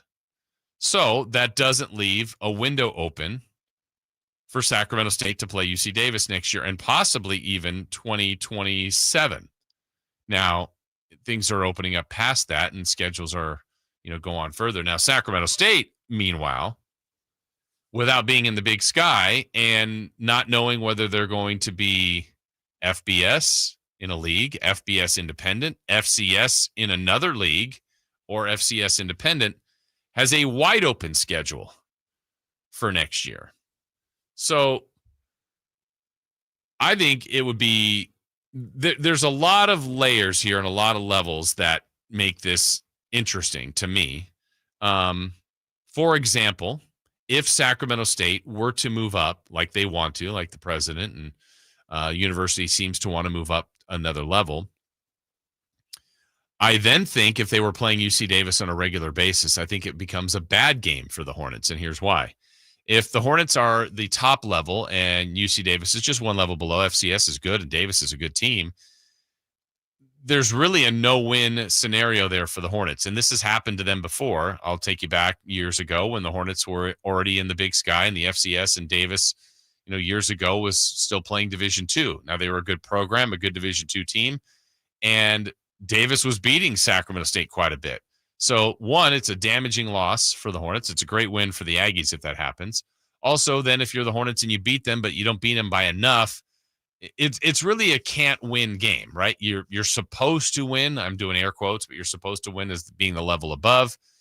And if you don't win by enough, it's not enough. And if you lose, it's terrible. So if the Hornets move up a level, I think it becomes a tough game for them. But it's also history. I mean, like I said, 70 years of playing in this game, in this rivalry, in this region. That means a lot to people from both universities. So it is our area's biggest game for college football. It's got history behind it. I personally have, being a student at UC Davis, then working, this is going to be my 28th season of doing Sacramento State football. I've seen. I paid my taxes. I've seen and been to a ton of Causeways. I think the game is awesome. I think it's been really good the last couple of years when both teams. Well, last year the Hornets weren't very good, but Davis was. The prior 4 years, both teams were good, and it's been awesome. That's been at the end of the year. The other part is if things can work out schedule-wise for the Aggies and the Hornets to play next year, it likely won't be the final game of the year, which I love that it's been moved to that when they were both in the Big Sky. And there's been times where I think 2 or 3 years ago, it was basically for the conference championship. The Hornets have played it to go into the playoffs undefeated. The Aggies have played it to win the conference, and the Hornets could have played spoiler. So we've had all sorts of different ways this game has taken shape and could be played. And maybe I'm too close to it. This is probably a question I need to ask others. And Chris, you're, not necessarily a Aggie or a Hornet fan per se. Oh, Stingers up. Okay, there we go. But what would it mean to you if this game didn't get played for a year or two or for a couple of years? I feel like it'd be lame. Yeah, it's too bad, right? I mean, just because it's been played so long. And it doesn't mean, well, it can't change things, but it's basically because of circumstances why it wouldn't be played, not because of, hey, both sides are saying we don't want to play anymore. That's not the situation. Yeah, I think what I'm hearing from you is Davis needs to step up. Davis does? Yeah. Change their schedule. Yeah. Get bought out in one of their other games and then agree to play the Hornets. Exactly. Okay. Again, it's not Davis not wanting to play, to my knowledge, and it's not Sac State not wanting to play. Sac State has to fill out a schedule for 2026. Initially, when I heard the Hornets were going to be moving and leaving the Big Sky, I thought, well, at least the next year they could play still kind of that Big Sky schedule. But that changed when the Big Sky added teams and is going to play a 9-game conference schedule. So Davis has 9 games booked. Everybody's going to be playing 12 games now going forward. Those other 3 games are occupied right now. So sometimes those things change. You can have schedules change and people buy out in games or whatever. But the Causeway right now is in jeopardy of not happening next year and maybe even in 2027, like I said. So to me, as someone that's called the games, that's attended the games, I have always looked forward to that and why I've loved it at the end of the year. For example, last year was a good example as a Hornet where they made the playoffs 4 years in a row, and then last year just kind of went south on them. They'd only won 3 games going into the Causeway, but it was the final game. And you're like, well, if you could beat your rival, it's not going to be a great year, but it's still going to make up for a pretty good or it's a good way to end the season. Let's take Davis, for example, 2 years ago. Davis, I still felt should have made the playoffs 2 years ago. Unfortunately for them, they didn't. But their final game, they beat the Hornets. And what a lot of people thought was maybe knock the Hornets out of the postseason. Well, the Hornets still made it. Aggies didn't. That was a tough one to reconcile for a lot of Aggie fans, I get. But still, it ended the year in a way where the Aggies beat the Hornets. And though they felt like they got robbed in the postseason selection committee, but that was a way to end the year. Hornets went on to make the playoffs, won the first round game, and lost after that. But last year, the Hornets were in that spot. They weren't going to the postseason. Aggies were, and the Hornets were trying to play spoiler. They were heavy underdogs, nearly won the game. But that's why I've loved this rivalry. The fact that they've been in the Big Sky together, the fact that they played the game the final week of the regular season. It's still going to happen this year, but it could be the last one for a while. And they've had 70 of these before. In 1988, they played twice in 1 year because they played in the regular season and met in the postseason. They almost met in the postseason a few years back when they were in the same bracket area. Had Davis won at South Dakota State, then the two would have met right back here in Sacramento. So I like it when they're in the same league, in the same division of football, and I don't know what each of their future has in store for them. With Davis moving to the Mountain West in their non-football sports, I could see them moving to the Mountain West at some point. I could see the Hornets trying to get into the Mountain West. I could see a lot of different things happening, and that's the thing with college football right now. The amount of changes that have happened in just the last 5 years, I can only imagine what the next 5 years will be like. And there's a lot of speculation that the top of college football will get a pool or maybe a large league of 30 to 40 teams, and they truly battle it out, and then everything else is kind of a subset of that. Well, I could see the Hornets and Aggies maybe being in a West Coast subset of that, and whatever that looks like. I still maintain that I think California can put together a really good football conference, whether that's of the subset, like if the ACC, or parts of the ACC, parts of the Big 10, parts of the Big 12, and parts of the SEC form a power super conference of whatever the top 30, top 40. I think that other subset, if we're looking at San Diego State, we'll just kind of work our way from south to north. San Diego State, probably like Fresno State. Maybe you could get Cal Poly in there. San Jose State, UC Davis, Sacramento State, Cal Stanford, if they're not invited to that super Conference. That's a pretty good California regional conference there. That plays football, that could be involved in baseball, basketball, other sports as well, Olympic sports. But we'll see. This is constantly changing, but that's something to watch as to whether or not the Causeway will happen next year and the year after. All right, when we return, yesterday some news broke regarding John Gruden and the NFL. The Nevada Supreme Court has ruled in favor of John Gruden and his appeal against the NFL. This means he will get his day in court, which is alleging that Roger Goodell and others from the NFL improperly leaked his emails, which led to his firing. And there'll be a lot more out there on that. We're going to discuss that, what that could mean, and more when we come back here on Sacktown Sports. The Drive Guys. From the 925, Braun has not lived up to his end of the bargain. Fake bubble ring is a joke?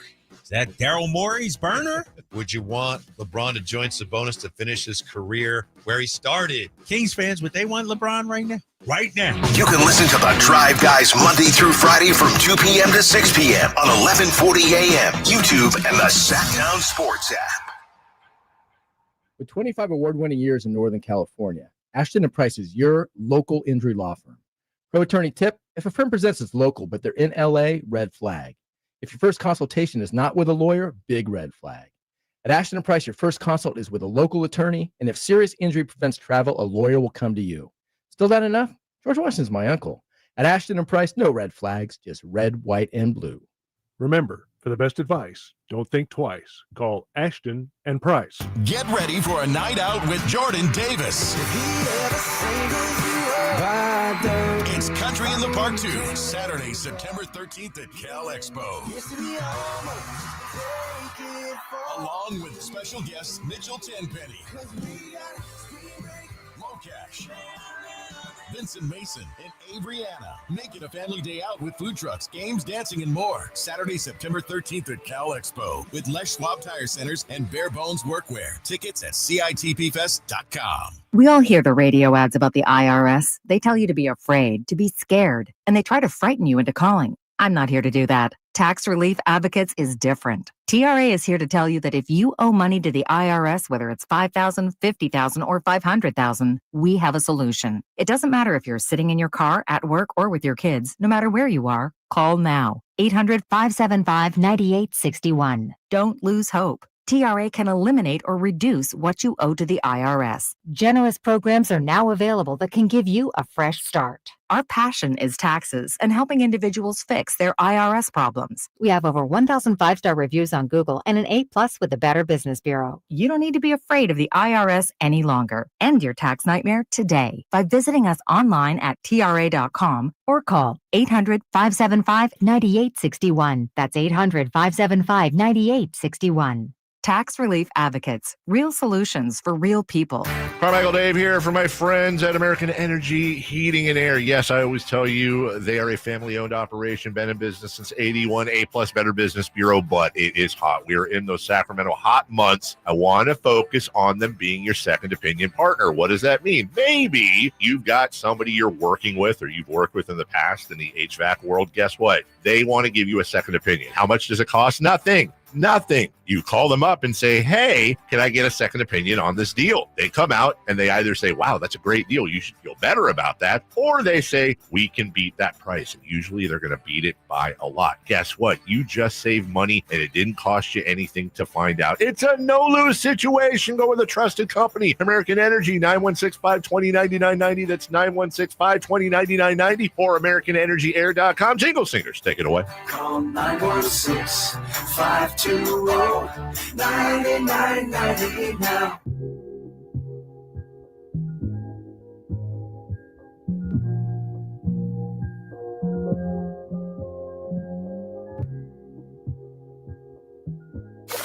Waking you up with the best in local sports. They just make it interesting, you know? It's the Carmichael Dave Show with Jason Ross on Sacktown Sports.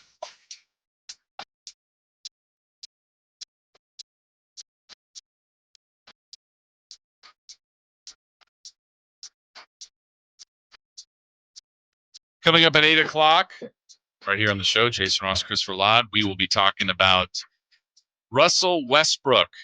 More and more reports about the Kings being the leading candidate to land the veteran free agent. We'll kind of tell you what we know about that and whether or not the Kings go down that road. If they do, the good, the bad, the pros and cons, basically, of Russell Westbrook. We'll get into that. Also, the 9 o'clock hour, besides celebrity birthdays and crosstalk with Alan Stiles, we'll talk a little bit more about the 49ers and the latest report on Brandon Aiyuk's possible return. Looks like it's around a week 4, 5, 6 range. What Kyle Shanahan had mentioned yesterday when they'll be waiting for him. We'll also rank our top 10 wide receivers. This is my list. Doesn't mean it's probably pretty close to what most people have, but I'll give you what I think are the top 10 receivers in the National Football League. Speaking of that, kind of a crossover, we were talking about college football stuff in our last segment. John Gruden has expressed interest in getting back into coaching. I think we would be on it'd be about year 7 or 8 maybe by now of John Gruden's 10-year deal that he signed with the Raiders. Maybe it's not that far in. Yeah, about that. But he's expressed interest in getting back into coaching, which I figured he would want to.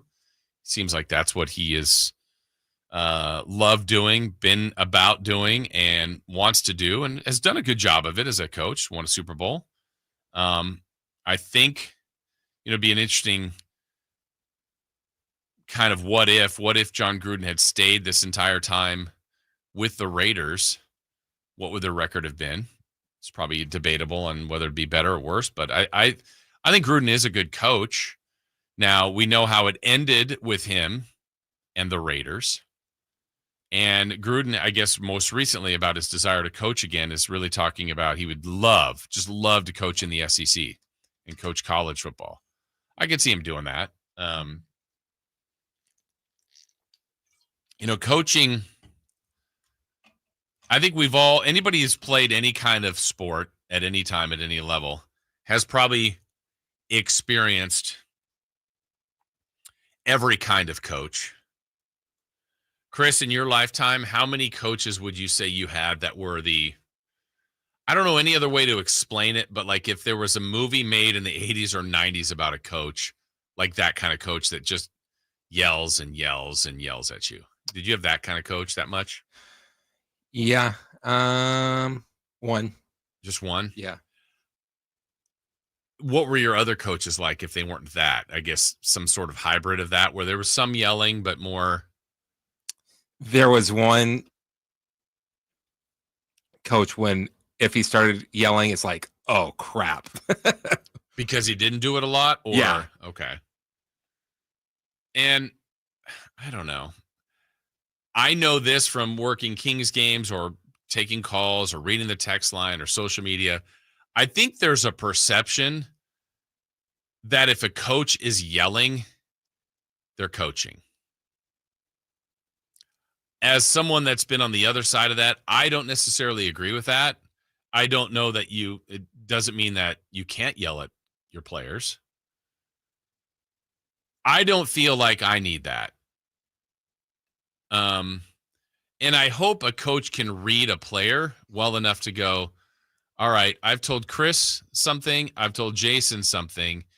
For whatever reason, I need to yell at Jason more about it because Chris gets it or just understand. You know what I mean? Like that.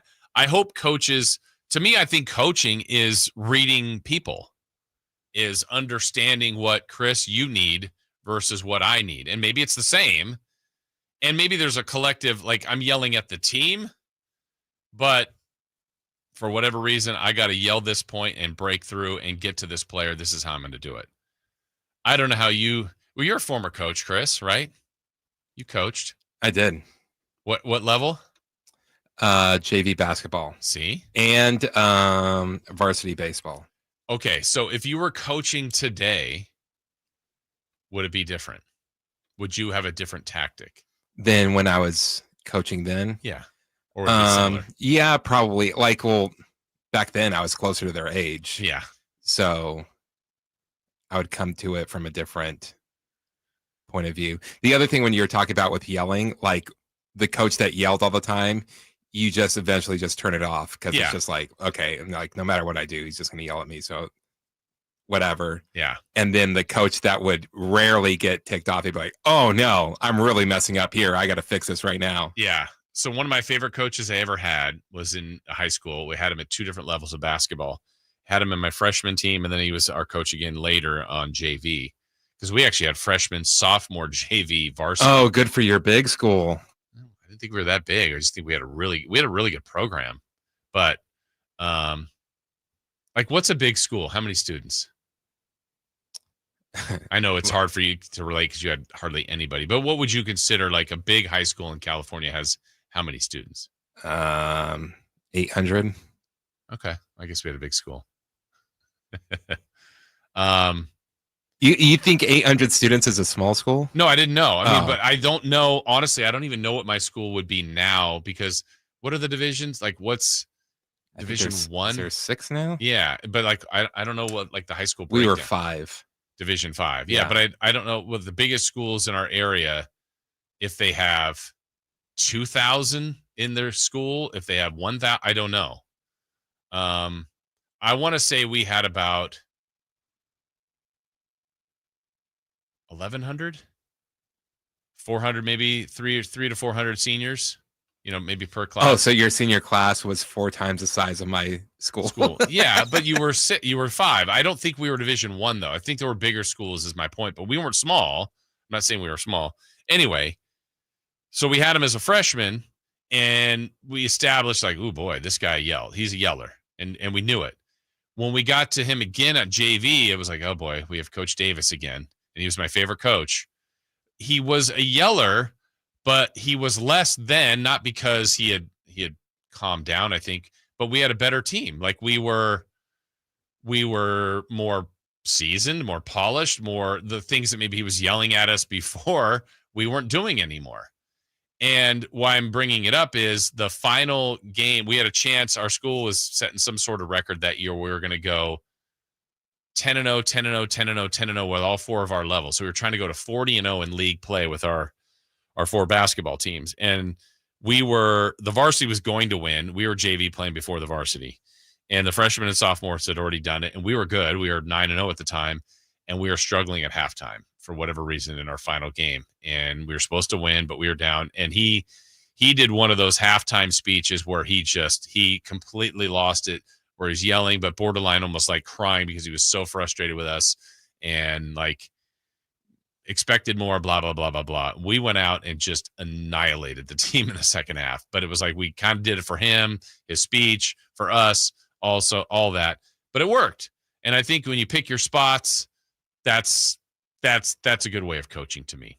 And now we're seeing like NBA coaches, NFL coaches. There's less of that. There's always going to be someone on the sidelines that's a yeller, but I feel like there's less of that. You're trying to cater to people a little bit more and deal with people differently. Did your coach come in with a song that he got from Coach John Wooden?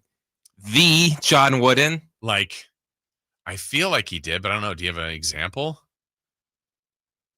of a song? I mean, come on, guys. Who's with me? Oh, my goodness. Anyway, all that to be said about John Gruden is, I guess, where we were. Got sidetracked there about coaching. But John Gruden yesterday won from the Nevada Supreme Court.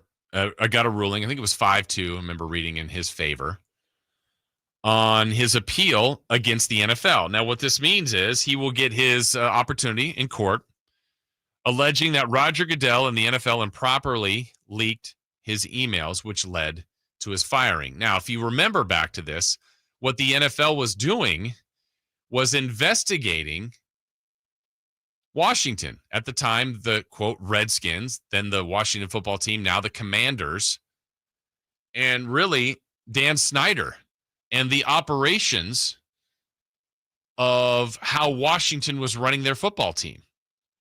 Now, where John Gruden gets connected to this, there were emails that John Gruden had to different people, and mainly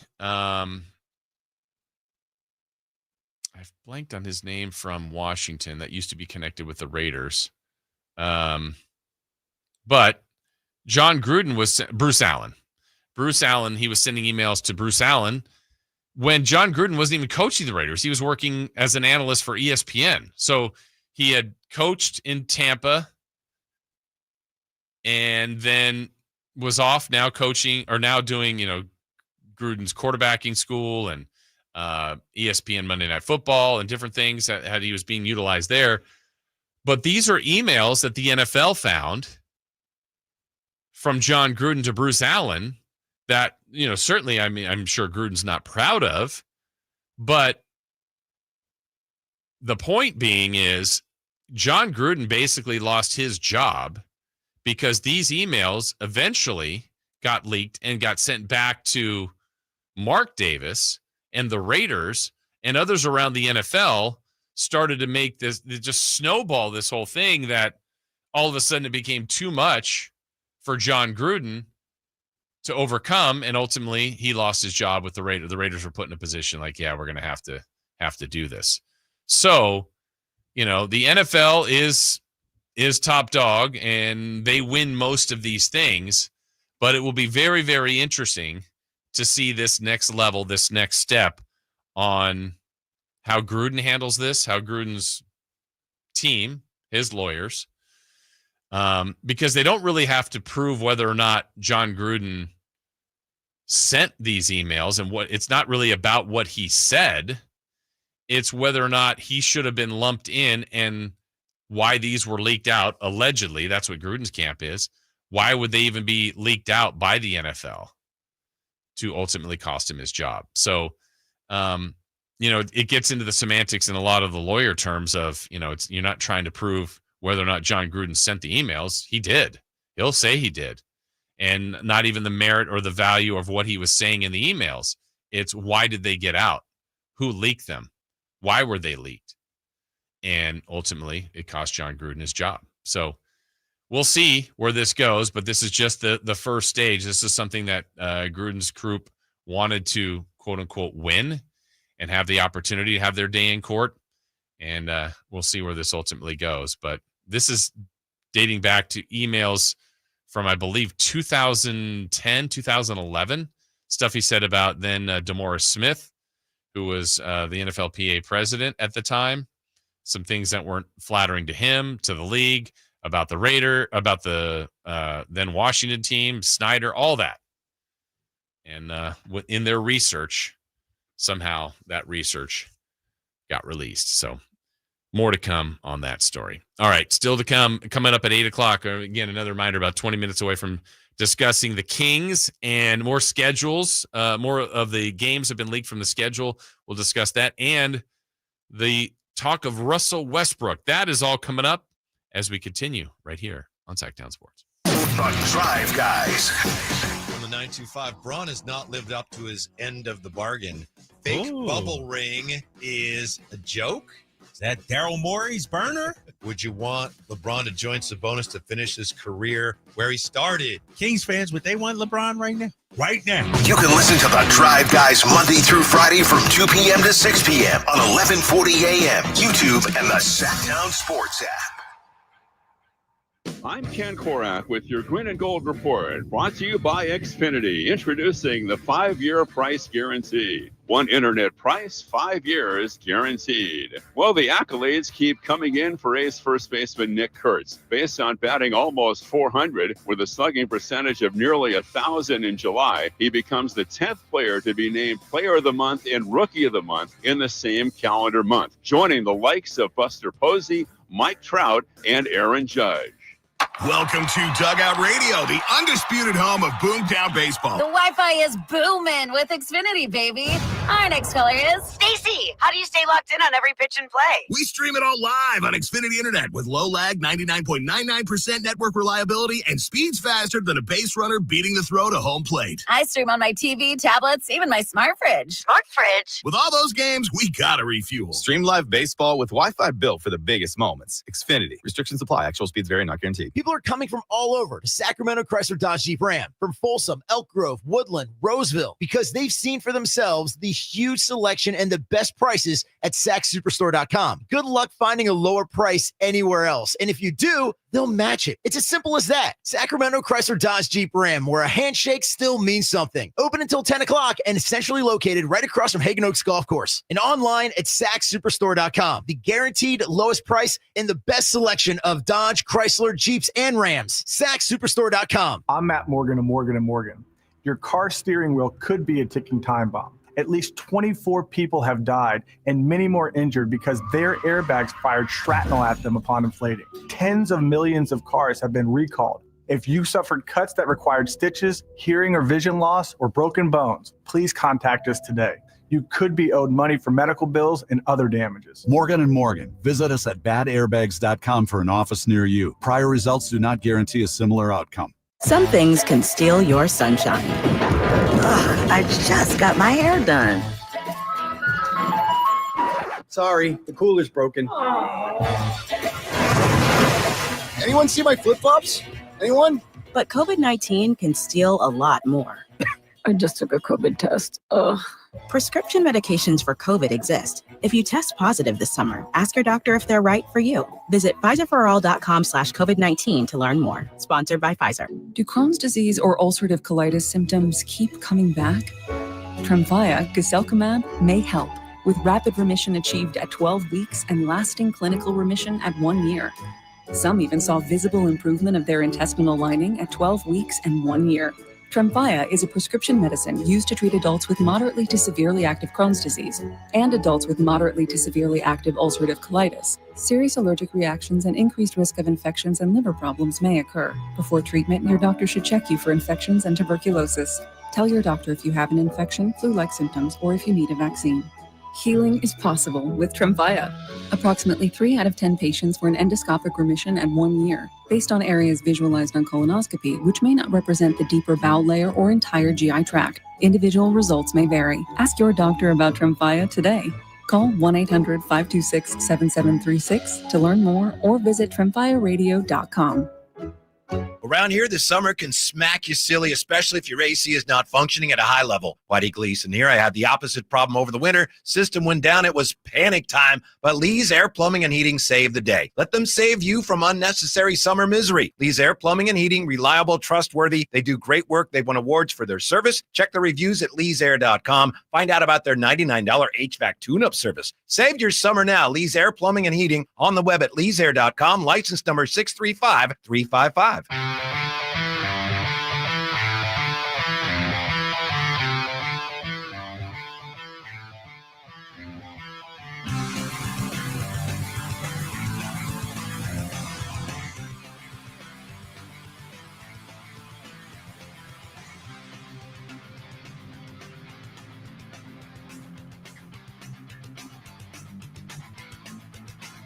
The only place in the morning to get your sports fix. Live and local. The Carmichael Dave Show with Jason Ross.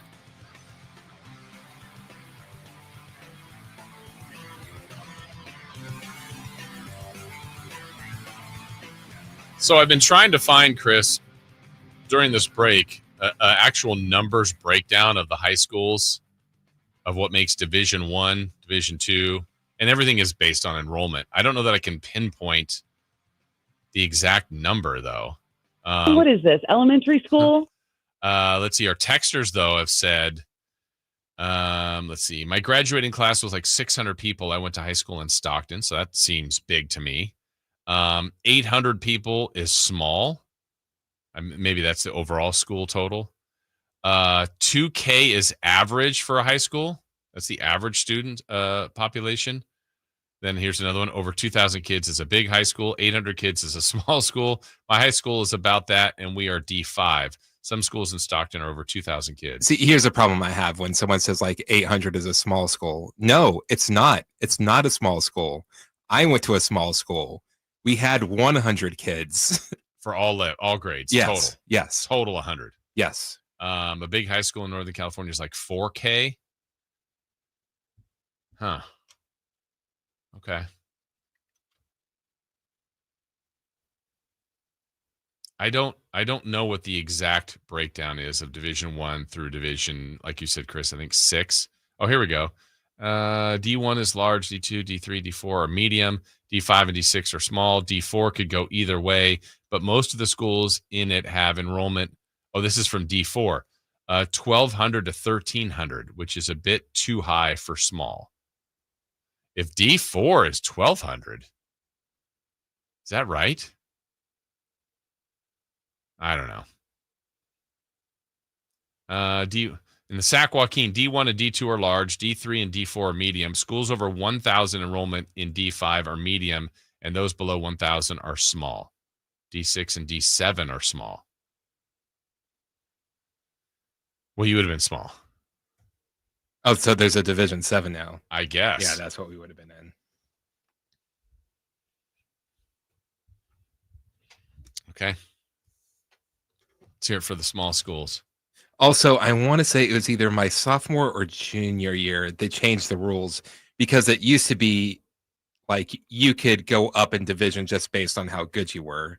So like Modesto Christian was like Division 1, and there's a couple others like that. So good. They're so good. Yeah. And then like all the bigger schools started complaining, saying like it's unfair for them to play against these teams. It's like, what do you think it is for us? Right.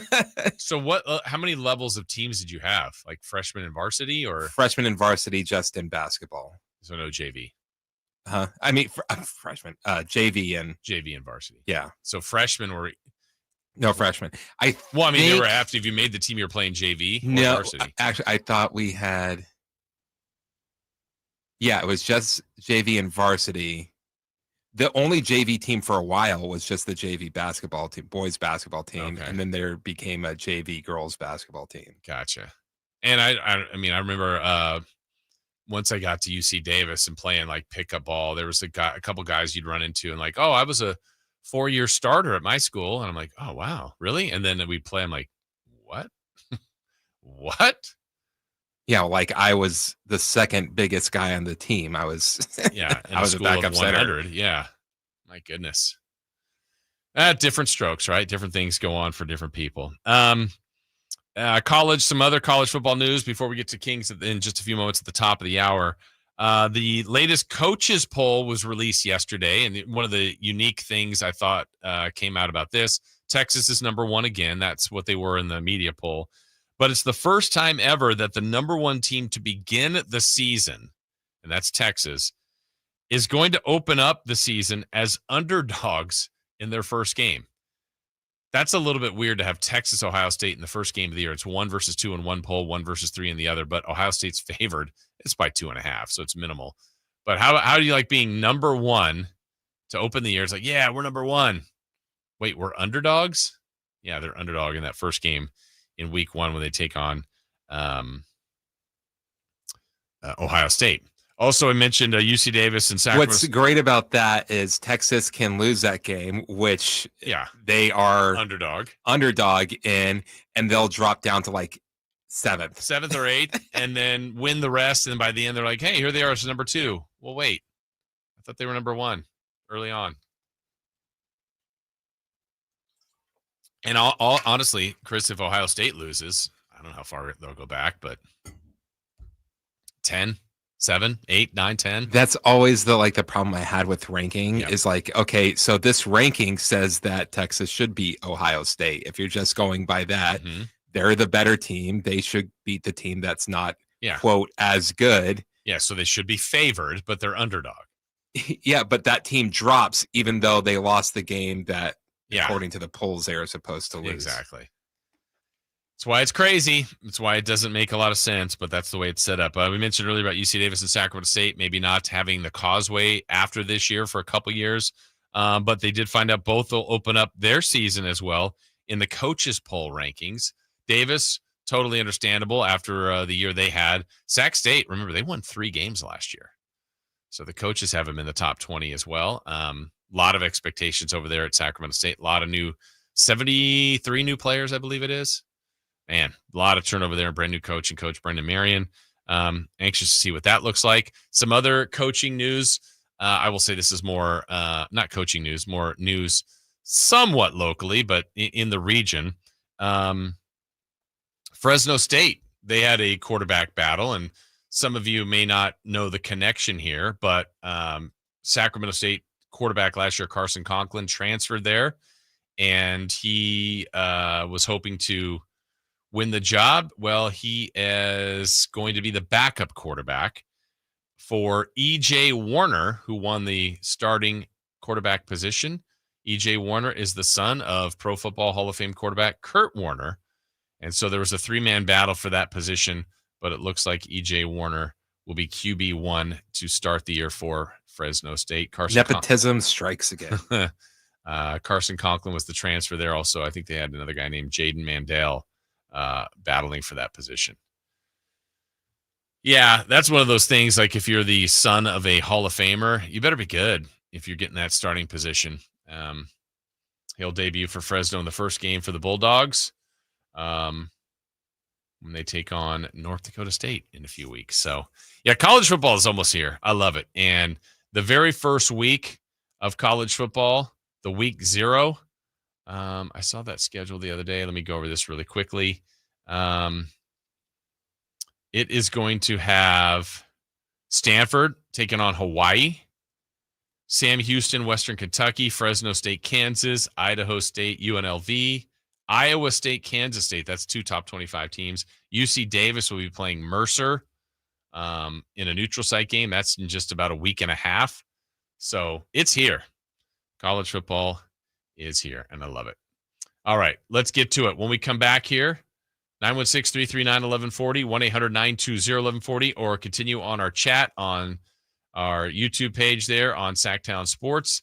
When we come back, we will be talking a little bit about your Sacramento Kings. A couple games have been released that have been leaked. We know who they'll open with. At least that's what's being reported. First home game. But they're also in pursuit, allegedly to some, for Russell Westbrook. We'll tell you what we know about that and the pros and cons if they do go after a veteran like Westbrook. We'll have that for you next on Sacktown Sports. The Carmichael Dave Show with Jason Ross. Throwing things at or onto a field or court can seriously injure people, unless it's that hockey thing where you throw the teddy bears on the ring. So they all get collected and given to kids. All of them? No bear left behind. You can listen to the Carmichael Dave Show with Jason Ross Monday through Friday from 6 a.m. to 10 a.m. on 1140 a.m. YouTube or the Sacktown Sports app. This is the story of the one. As a safety manager at a manufacturing plant, he does everything he can to keep his coworkers safe. From finding ways to reduce risks to keeping safety supplies in stock. And for that, he relies on Grainger. Grainger offers a broad range of quality products and next-day delivery, so he can always play it safe. Call 1-800-GRAINGER, click Grainger.com, or just stop by. Grainger, for the ones who get it done.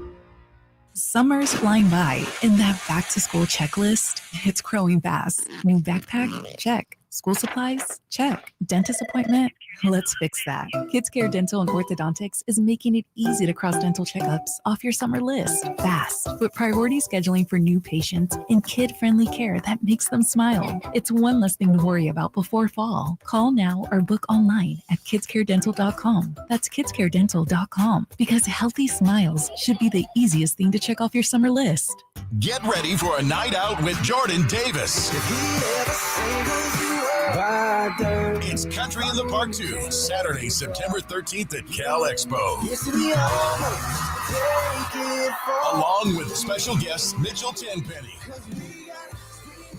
Locash, Vincent Mason, and Abriana. Make it a family day out with food trucks, games, dancing, and more. Saturday, September 13th at Cal Expo with Les Schwab Tire Centers and Bare Bones Workwear. Tickets at CITPFest.com. Do Crohn's disease or ulcerative colitis symptoms keep coming back? Tremfya, guselkumab, may help, with rapid remission achieved at 12 weeks and lasting clinical remission at 1 year. Some even saw visible improvement of their intestinal lining at 12 weeks and 1 year. Tremfya is a prescription medicine used to treat adults with moderately to severely active Crohn's disease and adults with moderately to severely active ulcerative colitis. Serious allergic reactions and increased risk of infections and liver problems may occur. Before treatment, your doctor should check you for infections and tuberculosis. Tell your doctor if you have an infection, flu-like symptoms, or if you need a vaccine. Healing is possible with Tremfya. Approximately 3 out of 10 patients were in endoscopic remission at 1 year, based on areas visualized on colonoscopy, which may not represent the deeper bowel layer or entire GI tract. Individual results may vary. Ask your doctor about Tremfya today. Call 1-800-526-7736 to learn more or visit tremfyaradio.com. The Giant Summer Sale is here. Get giant savings on our giant selection only at Folsom Lake Honda, your one-stop Honda shop. Looking to own or lease? Save during the Honda Summer Event and drive a brand new Accord or Civic. See all our specials at FolsomLakeHonda.com. As a family-owned and operated dealership since 2009, customer service is our #1 priority. Our customers love doing business with us, and you will too. Folsom Lake Honda. Go to FolsomLakeHonda.com. Your one-stop Honda shop. With 25 award-winning years in Northern California, Ashton & Price is your local injury law firm. Pro attorney tip: if a firm presents as local but they're in LA, red flag. If your first consultation is not with a lawyer, big red flag. At Ashton & Price, your first consult is with a local attorney, and if serious injury prevents travel, a lawyer will come to you. Still not enough? George Washington's my uncle. At Ashton & Price, no red flags, just red, white, and blue. Remember, for the best advice, don't think twice. Call Ashton and Price. Capital Casino, conveniently located on 411th North 16th Street in downtown Sacramento. KHD HD1 Sacramento, KYMX HD3 Sacramento. From the Power Business Technology Toshiba Studios. Sacktown Sports, 1140. The Carmichael Dave Show. He's on the microphone when he's not on the microphone. He's playing a song, and when he's not playing a song, he's on the microphone. And then boom, with Jason Ross. No, he didn't. Yes, he did. Call or text at 916-339-1140. It's the Carmichael Dave Show with Jason Ross on Sacktown Sports.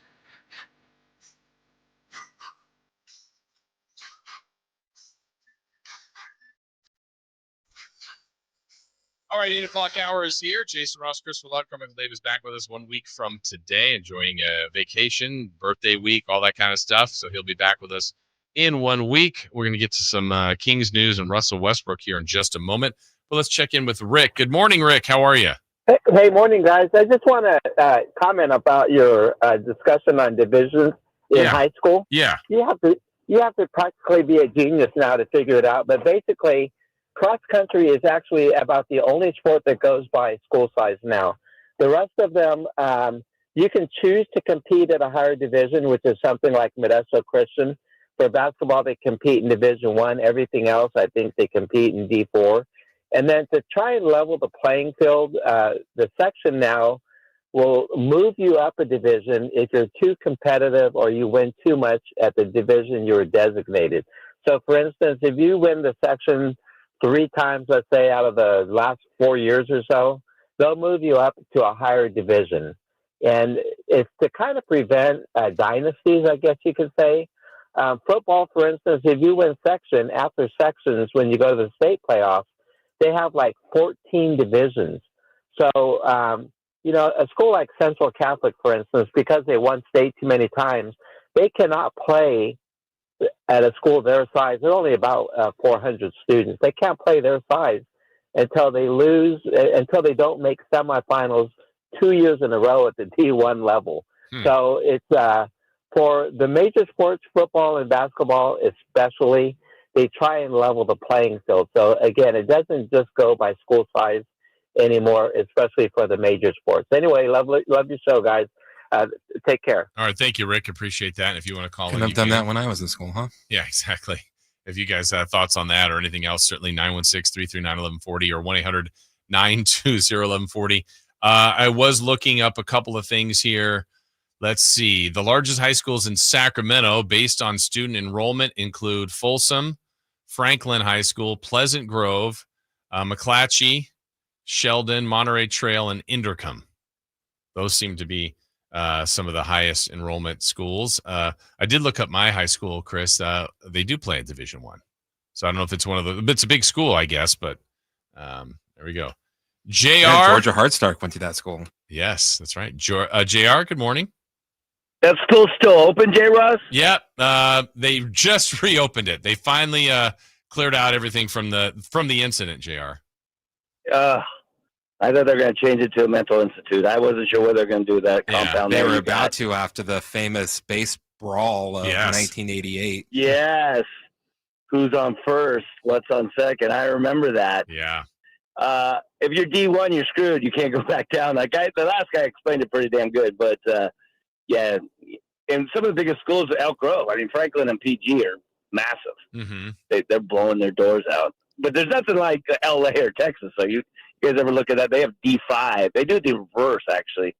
And some of those schools are, I mean, you're talking bigger than St. Mary's. Well, some of them bigger than colleges. When we're talking about like Folsom and like you said, Oak Grove, like how what's your guess on like how 2,000, 2,500? What are we talking about? Oh, I can tell you, Pleasant Grove is 2,400. I think Elk Grove's a little bit smaller. They always get away with playing D2 back in the day, so they're around 2K. But 2,400, 2,500. Wow. Yeah, you know, Franklin PG probably about 2,500 right now. Okay. Yeah, I mean, Elk Grove is the fifth largest school district or it might even be the fourth now in the state. Wow. They surpass it. Oh yeah, it's way too big. Okay. There's too many kids. What are we going to do about that, JR? We're going to make sure PG soccer wins D1 championship. That's what we're going to do, J. Ross. I have connections with the coach. Yeah, I'll talk to him. I'll see what he can do. I'm worried about coaching though with that school. Yeah. Don't worry. I've served suspensions before. I can do it. I've served my time. How's the team looking? Hey. Oh, we have a good team this year. Okay. Oh yeah. All right. I'm gonna get them run. You got to run them really hard, make a puke for the first couple of weeks, and then get them ready. Are you a yeller as a coach? Do you yell at them? No, I'm super quiet. You know me. I'm a very easygoing, mild-mannered man. Yeah, sounds like you. I scream at them. I scream at them, the refs, the other team, the fans.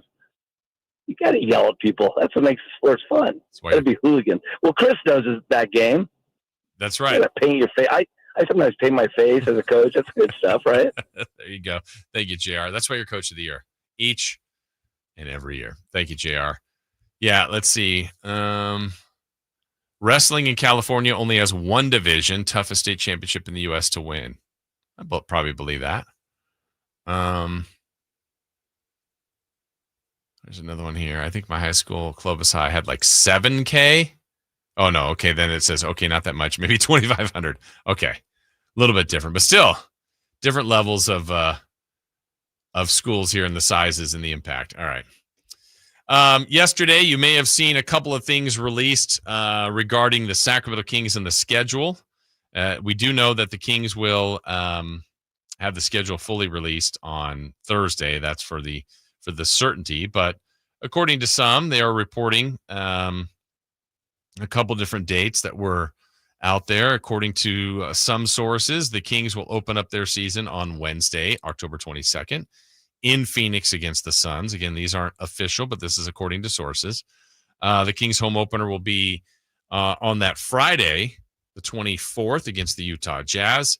And then already their first matchup with the Lakers reportedly is going to be on Sunday, October 26th. But again, all of the schedule will be released on Thursday. There's been a few more leaks out there regarding some more, Martin Luther King Day games, opening night, the first doubleheader. There's that stuff will slowly start to trickle out, but we should wait to expect to see the full schedule in its entirety released on Thursday. Now, news regarding the Kings. Let's tell you what we do know and what we can share about reports that we heard yesterday about Russell Westbrook. Now, Westbrook and the Kings have been talked about for a while, a little bit like when we were hearing all the reports about Dennis Schroeder. Then it became official. The Kings went and signed Dennis Schroeder.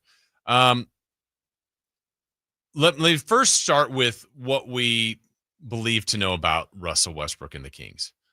I'm sure the Kings are interested. They are interested. I think Westbrook would be interested. Westbrook still wants to play. I think at the moment, currently the way the roster is constructed, without any movement, without any other guards being traded or moved, I don't think Westbrook makes any sense. And I think the Kings already have a log jam in the backcourt. So another player that can play and help you, sure, I guess you could take that, but I don't think it makes sense at the moment. So when you try to connect the dots, the Kings, I believe, are still interested in Jonathan Kuminga. there's the Warriors are being patient. The Warriors are waiting. Maybe the Warriors will never make that move. Okay. Well, if that is a move that never happens, which we were under the belief that if the Kings are going to somehow get in the Kuminga sweepstakes, it's going to likely cost them a draft pick and or someone or multiple people from their backcourt. Well, if that part happens, if part A happens, then I think part B being Westbrook makes more sense. If part A doesn't happen, I don't think Westbrook makes any sense. Now, if there's something else that, we're paying attention to Kuminga and some other deal happens, I think Westbrook makes sense again if the Kings are moving out from a guard. So let's talk about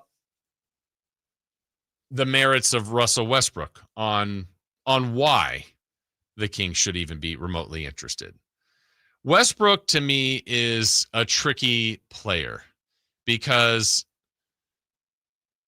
what I like about Russell Westbrook, without a doubt, is the passion, the fire, the drive that he plays with. He has consistently played hard his entire career. It's never a thing like, oh, he's phoning it in. He's not giving it his all out on the court. Russell Westbrook has one gear, and that's with all out abandonment on the court. Like, that guy plays intensely. He just does. There's an intensity to him that you can't deny, that I appreciate, that I like, that you can watch other NBA players and you go, man, imagine if they had the motor of Russell Westbrook. That, to me, certainly is a strength of Russell Westbrook. Experience would be a strength. His ability to make plays. I mean, he's a good basketball player. These are all things that would suggest why Scott Perry would even be remotely interested in Russell Westbrook. Let's imagine a backcourt player or two no longer on the Kings and Westbrook is in camp. I'm telling you, he's going to push Dennis Schroeder. I don't think he would be the starter. I think by optics and by the signing and by the contract, they want it to be Schroeder. But I think Russell Westbrook at times in certain games will be like, man, he's the better point guard today. These are all pros of Russell Westbrook. Now, I don't want to be naive to say there aren't cons, because there are. But the biggest con right now would be adding him to this roster of a logjam in the backcourt. So under the premonition that the Kings and Russell Westbrook only make sense if the Kings remove at least one guard or two from their backcourt mix. So under that premonition, let's go over what I think are some of the cons. I think Russell Westbrook at times has also been an enigma on teams where he can be frustrating in the sense of, look, when he's been one of the best players in this league, he's been an MVP, he's already gone through the fact that he's been a bench player. I don't know that Russell Westbrook is going to come here and expect to start like other proven longtime players like Westbrook have. Like, I remember when Carmelo Anthony first went to OKC, I remember very well, he had that press conference and someone asked him about coming off the bench, and he basically laughed at the reporter, like, do you know who I am? I'm Carmelo Anthony. I don't come off the bench. Well, at some point, are you trying to help the team, or are you trying to just help yourself? So I don't think Westbrook has fought that to this point. I mean, look, he came off the bench for Denver. He came off the bench for the Clippers, for the Lakers too. So it's the Kings wouldn't be the first team he's going through that cycle with. So that part I'm okay with. But the cons on Westbrook, his shooting ability has not been a great shooter in his career. I think when he gets to a spot like that foul line extended, stop and pop, he's effective there. But the three-pointers, it's kind of close your eyes and hope they go in. He's not been that consistent there. His ability to attack the basket hasn't slowed down. His ability to play above the rim, to be another good rebounding guard, a willing passer. I think if the Kings want to implement a full court pressure defense, I think he can help with that off the bench, in minutes that, hey, look, you're going to play 8 straight minutes here. Go bring it with an intensity that not many people in the NBA can match. So I can see a lot of the positives of the pursuit of Russell Westbrook. The concerns would be, I've seen at times him, timeouts have gone on the floor and he's sitting at the end of the bench when everybody else is in the huddle.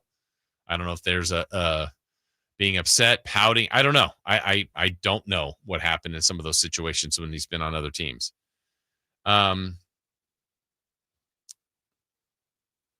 He is a guy that I don't think would cost a lot of money. I think is a guy that still wants to play. I think would play hard.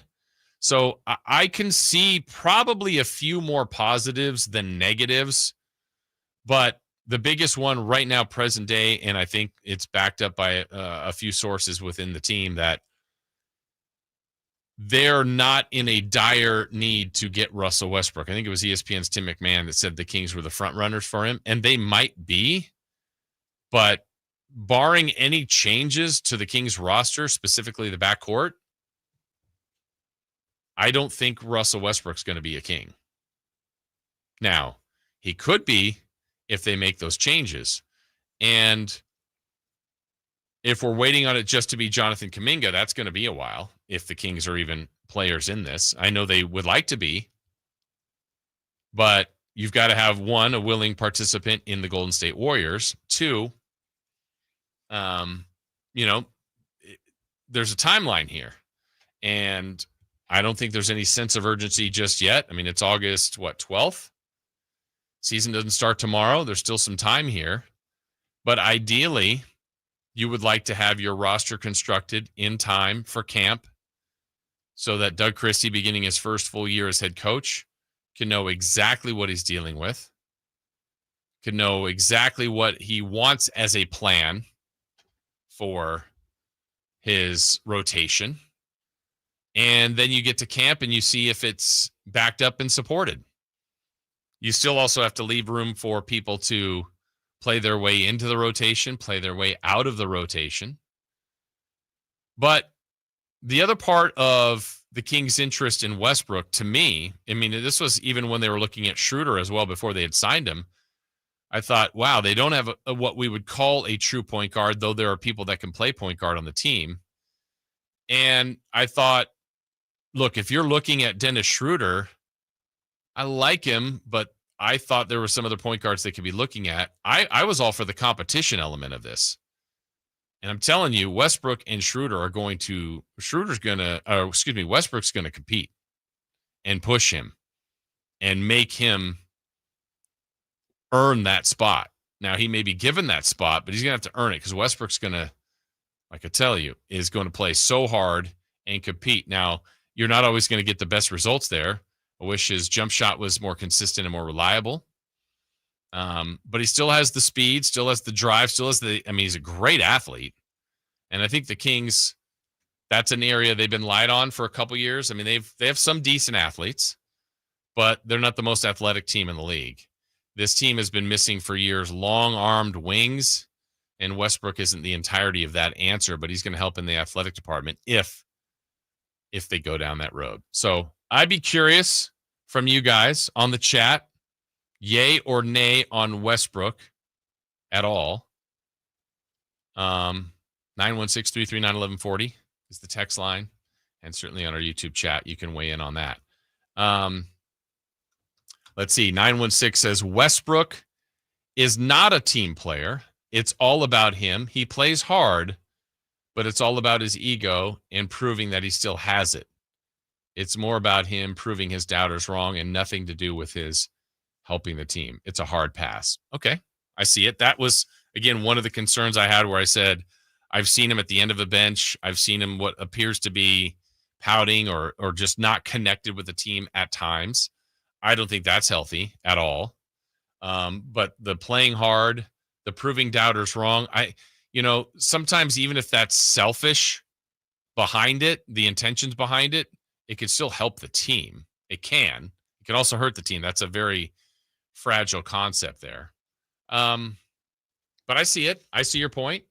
Point well taken as far as concerns on what he could be if he was brought in on the Sacramento Kings. But again, I have to reiterate, I do not see this happening at all unless the Kings clear up what currently is a logjam in the backcourt. Because as we speak, I still don't know how Doug Christie is going to disperse the minutes let's assume there's not another change to this roster. And you have Devin Carter, Keon Ellis, Malik Monk, Zach LaVine, Dennis Schroeder. You could even argue DeMar DeRozan, all vying for backcourt minutes. Neat Clifford as well. And that's not the entirety of the roster. There's still other guys that are going to say, hey, look, what about me? What about my opportunity to get in the rotation, to impress the coach, to show you what I can do? Because if you look at the entirety of the roster, you still have some other guys that we're perceiving to be, further down the rotation, but you don't know. Like Isaiah Stevens is a two-way guy. Daquan Plowden, two-way guy. I don't know where they fit in between Monk and LaVine and Schroeder and Carter and Ellis and DeRozan and Neat Clifford. I mean, it's too crowded. And you want depth. And sometimes I think your depth can be, like I said, kind of the lesser known guys that you're in a pinch or a blowout or practice time or just, spot minutes here and there. But when you're talking about, the core of the 82 games, the core of your minute distribution for your backcourt, and this gets back to kind of the issue I was talking about yesterday for the roster construction of this team. I think the Kings can put out a pretty decent offensive lineup. Well, everything that Doug Christie has been saying, that Scott Perry has been saying, their alignment has been focusing on getting better defensively. Well, where does that fit in with DeMar DeRozan and Zach LaVine? Russell Westbrook, I think his athletic ability gives him a chance to be a decent defender. He's not a bad defender, not a great defender. But offensively, I still see more things this Kings team can do. Now, defensively, there are concerns. There should be. They haven't been a very good defensive team for years. But when you're looking at a guy like Devin Carter, I think that's where right now his gifts are. Keon Ellis is a really good two-way player, but he's a really good defensive player. Keegan Murray has shown some signs defensively. And I think what you're going to see and what everything they're trying to do going forward is get people that are closer to two-way players. Harder to do, but that's what they're going to try to do. I think there's going to be expectations of Schroeder to be picking up full court when Carter's in, when Ellis is in. Like, these guys have to do that. Malik Monk, I think of as a better offensive player than defensive player. So it's the mismatch of roster construction with positions and abilities that is going to be, I think, problematic to start the year for Doug Christie. So if camp is about defense, and this is my guess, not knowing for certain, they're going to try to maximize what they can and just wring everything out of this towel that they can on this team defensively. I mean, there's no way that they're not playing Sabonis. I got to believe DeRozan and LaVine are getting a good amount of minutes. But those guys have got to find way, and Malik got to find ways to defend at a level that makes it acceptable, I guess. And not just looking at, well, they're so good offensively. Well, they weren't that good offensively at times last year to overcome the inconsistencies on the defensive end. So that's where I stand right now on Russell Westbrook. I could see the Kings pursuing him only if there's a change in the backcourt. At least one name has to be out of there. At least one, if not two. And you're not cutting guys. This would have to be in a trade. And the only trade that we're hearing the Kings rumored in is their pursuit of Jonathan Kuminga. So if they're pursuing him, I believe at least one of the guards would be gone. If they land him, then I could see Westbrook coming in. If they don't, you don't have to take Westbrook. I'm not interested in really cutting any of the guys they have. So it doesn't make a lot of sense to me to get Westbrook without removing a guard. That's the bottom line. So any more thoughts from you guys at 916-339-1140? Let's see. Westbrook would be another stopgap. That is not a long-term solution. We're not winning the West this year. Save the money and develop the young talent. Not a bad philosophy. I could see a lot of people agreeing with that. You also have people that Scott Perry's beginning a job, Doug Christie's beginning a job, and you've got an owner in Vivek Ranadive, which I believe wants to make the playoffs. I don't think he's wrong for that. I can see a lot of people out there saying, well, look, let's completely tank it and blow it up. They haven't done that. They're not doing that. So can you get the most out of this group? I think it's I don't know how many times I have to say it. I think it's a really difficult position. I think they're trying to thread a needle, which may be impossible to do, but may be possible, of developing young talent, finding some sort of core to build around over time, and maybe it's some of the current guys, and all while staying competitive and winning as many games as possible. And why I think that's, for some, they'll go, they'll never do it. They can't do it. I see that. I understand that. But some teams have done it. And you could argue the Kings did it a couple years ago. Trying to find a young core to develop around. It's like, oh yeah, figuring out who this Keegan Murray guy is, while Fox and Sabonis are your main weapons. And they had Barnes and Herter. I mean, it wasn't like this all-worldly team, but they put it together and had a nice season. Won 48 games and made the postseason. Let's see. Even Sabonis can bring up the ball. True. Jason, I believe having Westbrook on this team puts a great veteran who works hard in the locker room. The young guards could learn so much from having him around. That's Joe from the 530. Put Devin Carter and Keon Ellis back to Stockton until the trade is made to free up. I think you need to have Russell Westbrook and his experience. Well, I wouldn't put Carter and Ellis to Stockton. Those two guys can play. I mean, at least Ellis. Ellis is here. He belongs here.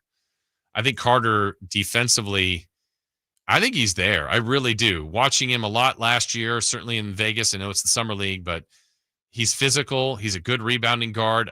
To me, Carter is more about his offense getting refined. To me, Ellis, it's reps. I mean, I think Keon Ellis can start on this team. I really do. I have no problem with him coming off the bench, but I think if he was given those minutes, I think he would produce. I think people sleep on his offense, but his defense is good. All right. Well, some thoughts there on Russell Westbrook. The more we find out about that, the more we will pass along to you as we go along. All right. 339-1140, 1-800-920-1140. When we come back, we still have what's hot and what's hot. We'll go streaking later this hour, but we'll go around the diamond, check in what happened last night in baseball, locally with the Giants, with the A's, and some other news and notes from around Major League Baseball. That is straight ahead here on Sacktown Sports. The Drive Guys.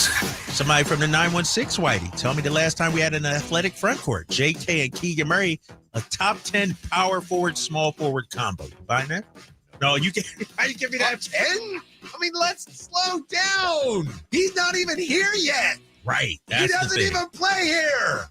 You can listen to The Drive Guys Monday through Friday from 2 p.m. to 6 p.m. on 1140 a.m., YouTube, and the Sacktown Sports app. Hey, it's Carmichael Dave. I got to tell you, I am so excited to get this decking project started with Trex Decking and Railings. From the first time I stepped foot in the showroom last week, I was so impressed. So many color options, heat-resistant composite deck. What does that mean? That means I don't have to do any maintenance on it whatsoever. They even have a deck designer, so you can go online and see what your dream deck will look like on your house. Just visit Trex, that's Trex.com to get it started. Tell them Carmichael Dave sent you. Hi, Sacramento. It's the No Surprise Guys at Bell Brothers. AC acting up? Call Bell Brothers. Need a new system? Get $2,500 off, 0% financing, and no payments for 12 months and approved credit. Just need a tune-up? Get an $87 AC maintenance with same-day appointments. We're on time, quote up front, and fix it right. No surprises. Call Bell Brothers or book at thenosurpriseguys.com.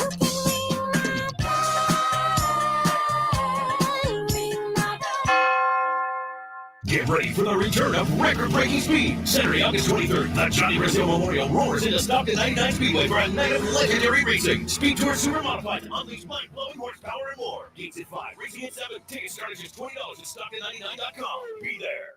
Labor Day savings are on at Elk Grove Chevy with $10,500 off MSRP. Every new 2025 Silverado 1500 5.3 liter after all rebates. And Elk Grove Chevy has one of the largest selections in the Sacramento area. $10,500 off new Silverado exclusively at the Elk Grove Chevy Silverado Supercenter. Now that's big, huge. See them all at MegaChevy.com. Together, let's drive. Excludes work trucking ZR2 Metro 2011 Chevy car truck. Not available with special financing, lease, and some other offers. Made a great deal at Meda. Golf to Go is brought to you by the Hagen Oaks Golf Super Shop. Here's Frank LaRosa. Top 100 teacher and PGA Master Professional Kelly Stenzel offers some short game rules in Golf Magazine. 1. Stay still while putting. 2. Lean into chips with weight slightly forward during the shot. 3. For less distance, use a shorter swing and narrower stance. 4. Hit the ground to get true launch. Make a divot to get the ball in the air. 5. To hit a great bunker shot, dig your feet into the sand. 6. Swing length controls natural speed. Swing and stroke should be relatively equal back and through in size and rhythm. 7. Pivot for pitches so the club head glides underneath the ball, launching it high with spin. 8. Write it down. Calibrate your short game and put it on paper. Having some basic guidelines and a plan for your short game can make a huge difference without having to always rely on feel. Look for the full story at golf.com. That's your Golf to Go. I'm Frank LaRosa. Brought to you by Xfinity. Sports are unpredictable. The price of your internet shouldn't be. Introducing the 5-year price guarantee. One consistent internet price for 5 years with no annual contracts. Guaranteed. Get ready for a night out with Jordan Davis. It's Country in the Park 2, Saturday, September 13th at Cal Expo. Along with special guests Mitchell Tenpenny, Locash, Vincent Mason, and Abriana. Make it a family day out with food trucks, games, dancing, and more. Saturday, September 13th at Cal Expo with Les Schwab Tire Centers and Bare Bones Workwear. Tickets at CITPFest.com.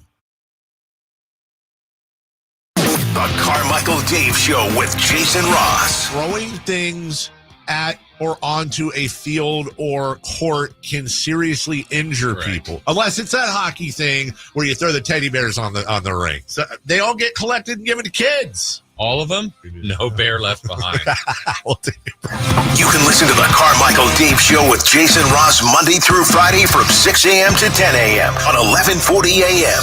YouTube or the Sacktown Sports app.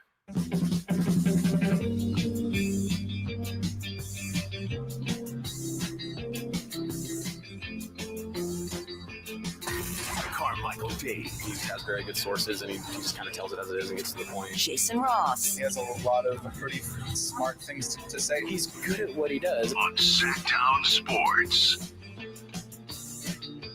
Well, people are a little all over the place about Russell Westbrook. Some are saying they would really like him here. Others are not so much on that. Let's see. From how people are talking about the Kings, and not one game has been played yet, is mind-boggling. We should have Westbrook because it couldn't make us any worse. Low risk, high reward move. Others, Westbrook should retire already. He should join the senior Clippers. My goodness. Is there a possibility of DeRozan being willing to come off the bench? Solve so many lineup problems. Yeah, that's the one that I was linking to. If the Kings got Kuminga, why I'm pro Kuminga. One, his youth, what he could mean for this team versus how he was utilized with the Warriors, and I think just position stability. I think then you'd look at a lineup that would have Schroeder at the 1, Levine at the 2, Keegan Murray at the 3, which I think is his natural position or better position. Kuminga at the 4, Sabonis at the 5. You still have a little bit of imbalance there, but it looks better. And then if you got DeRozan coming off the bench, when he comes in, other teams in the bonus, likely that's where he's sweet spot, gets to the foul line, can work against second team defenses, a 20-point score off the bench with Monk. Man, there's some potential there. Now Monk may be a part of if you did get Kuminga. So anyway, lots of moving parts there, but I think the team sounds better. It just kind of looks better on paper, and I think it looks better in my mind. If you got to that level where you had a 4, moved Keegan to the 3, and DeRozan came off the bench, I think the way this roster is constructed, that would be better. it's not constructed that way today. So they're going to have to work that through. Zeebs, who's a regular, says, my dentist is a big Kings fan. I'm in the purple chair with the Kings posters all around. Well, good luck at the dentist. And my dentist is a Kings fan too. Like that. Shout out to dentists out there. There you go. We got streaking coming up in our next segment, and who's hot and who's not. I do want to go around the diamond a little bit from yesterday and recap it from the Giants and the A's perspective. We'll start off first with the A's were playing at home last night in Sacramento. 2-2, bouncing ball to third. Caminero charges across his body. The throw to first is there, and that's the ball game. The Rays win 7-4. The A's lose in a good game. They fought back hard in the middle innings to make this a ball game. Fairbanks collects his 20th save of the year. Yeah, he's got down 4-0. Got a home run by Langoliers. He's been so hot. He's 3 for 4 yesterday. He's up to 276, but he's how many homers now? Yeah, 24 home runs. Soderstrom also homered a 3-run shot that got the A's right back in the game, but weren't able to play any runs after that. So they lose game 1 of that 3-game set to Tampa Bay. A's are now, 11-6 in their last 17. So still been playing better baseball, but they're, again, why I like what the A's are doing. We've now seen, while Jacob Wilson is out, because I actually thought they were going to really, really fall off, but they've done okay without him out there. He's just been so good this year. We've also seen the development of Nick Kurtz, and he got another hit yesterday. He's batting over 300. All the hype around him after that slow start, he has backed that up. And, Langoliers is still a young player. Butler, their leadoff hitter, Rooker and Soderstrom, and just, the guys they are going to that continue to come through. And to me, it's an off season about focusing on pitching, some answers to the bullpen, and just tighten everything up. Defense at times this year has been a suspect for the A's, that's for sure. Now, let's move on to the Giants, who are just slip sliding away, and they were hosting the Padres last night. Smith swings, hits it in the air to left field. Bryce Johnson coming in. He is there to make the catch, and the ball game is over. Padres come to San Francisco and take game 1 4-1. Not a lot of drama this time at Oracle Park. Yeah, the Giants are just floundering. They really are. I know Giants fans are getting frustrated with probably all sorts of things. With Bob Melvin, who I do think is a good manager, but they dropped to below 500. I'll say it again. They were 2 games out when they made the Devers trade, 2 behind the Dodgers. So they were right there, second place in the NL West, one of the surprise teams, but they were aggressive, adding to their team. It's like, look, they were second and they weren't hitting then. Now they're third and they're hitting even worse with Devers. I think it's time to call up some of the prospects. Eldridge is the top prospect in their system, 13th overall, I believe, in all of baseball. Like to see what he could do. But they're just in that spot, like a little bit like we've talked about with the Kings. Like the Giants aren't bad. They're not good. They've got some pieces, but I still think this isn't the end of the road for this group. This can still be a good team. Adding Adames, adding Devers. I think those are identifiers that they can carry on going forward with what they currently have on the diamond. But it's sharpening that pitching even more. But the pitching hasn't been the issue. It's really been the offense for that team. So also yesterday around the diamond, this guy continues to mash. Swung on, blasted high in the air to right. Marte looking up, and that ball is gone. Kyle Schwarber with a towering home run back in his home state of Ohio. Yeah, Schwarber's been really hot. And I mentioned last week, hey, look, we're all talking about Shohei most likely winning another MVP, but Schwarber's putting a lot of pressure on him. I mean, he really is. Schwarber continues to mash and hit home runs. The Phillies continue to have a great record. And as we speak, the Phillies are 20 games above 500 and have a better record, not by a lot, but by better than the Dodgers. And Schwarber's a big part of that. So he's someone to talk about a little bit in the MVP race. Also yesterday, this team continued to stay hot as the Brewers make it 10 in a row. And he drills it in the air deep into right center field. He's admiring it as it goes back towards the wall, and it is gone. A leap by Canario, but it's out for a solo home run for Yelly. Yeah, 10 straight wins for the Brewers, Major League's best record by far, and they continue to roll. And we had one game that came down to a little drama. They went extra innings in Texas. Swinging a drive down the left field line. If it's fair, this game is over. It's hooking. It is fair, and the Rangers win. Jake Berger with a walk-off hit, and Texas comes back and beats the Snakes 7-6. Yeah, went over the Diamondbacks there for Texas. So the up to the minute standings, you've got Toronto, Detroit, and Houston leading the American League in their divisions, with Seattle, Boston, and the Yankees hanging on right now to the wild card spots. In the National League, Philadelphia, Milwaukee, and the Dodgers. Dodgers, the only one up on the Padres now, lead their divisions, with the Cubs, Padres, and Mets currently in the wild card race for the National League. All right, still to come at the top of the hour, we're going to get into the Niners. Looks like we got a time frame, or at least a closer timetable, on when the return of Brandon Aiyuk will come. And we'll rank the top 10 wide receivers in the National Football League. We'll do that. But when we come back, we'll find out who's hot, who's not, and we'll go streaking. That straight ahead. The Allen Styles Show. Are the Kings the one team in the league that could actually benefit from one of their players having a podcast? Malik, it would probably be Malik, even though he's in all these dang trade rumors. Wouldn't it be nice if you heard stories about the Kings? You can listen to the Allen Styles Show Monday through Friday from 10 a.m. to 2 p.m. on 1140 a.m., YouTube, and the Sacktown Sports app. Wesley Financial Group is not a law firm, and Chuck McDowell, definitely not an attorney. This is Chuck. If someone talked you into buying something really silly and you want to get out of that silly little thing, my advice, get the facts. Call me and I'll send you our timeshare exit kit absolutely free. Inside, you'll learn how timeshare works and all your options for cancellation. Call Wesley now for your free exit info kit. 800-838-6767. That's 800-838-6767. When you're hiring, have you ever felt like you're missing out on meeting great candidates? Well, they're not hard to find when you go to ZipRecruiter. ZipRecruiter helps 10 million people with their job search every day. People who are actively looking for jobs like yours. So it's easy to find the right person fast.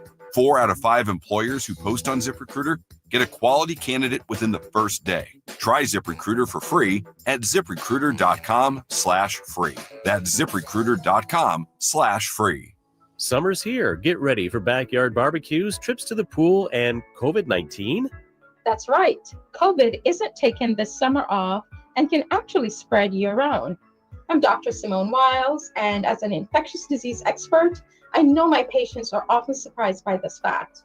They don't expect COVID to strike in the summer and derail their plans, but guess what? It can. COVID can be unpredictable and quickly turn serious, especially for those who are 50 plus or have certain underlying medical conditions.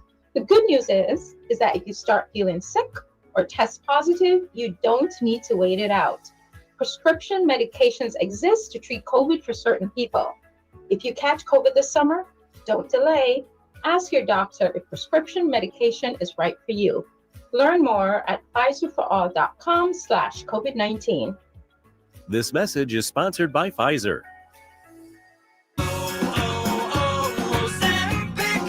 Hi, I'm Michael from the War and Treaty. You know the jingle. Now discover the facts about Ozempic, a GLP-1. Only Novo Nordisk makes FDA-approved Ozempic. Learn about the real thing. Talk to your healthcare professional today. Call 1-833-OZEMPIC or visit Ozempic.com to view the medication guide and to learn more about Ozempic, semaglutide injection, 0.5 milligrams.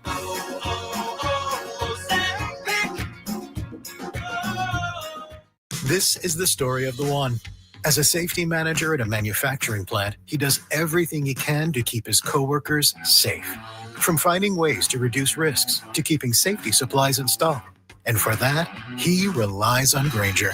Grainger offers a broad range of quality products and next-day delivery, so he can always play it safe.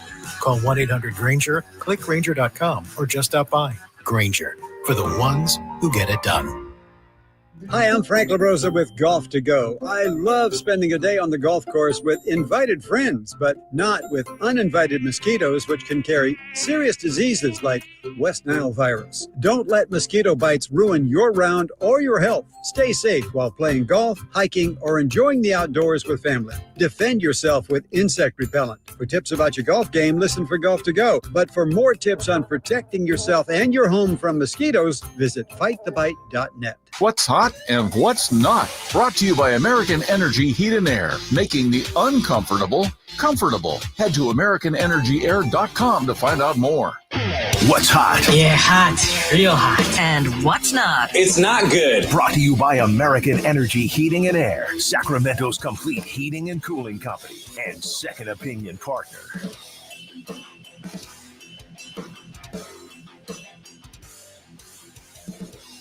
All right, Chris, let's start with that first question. Who is hot?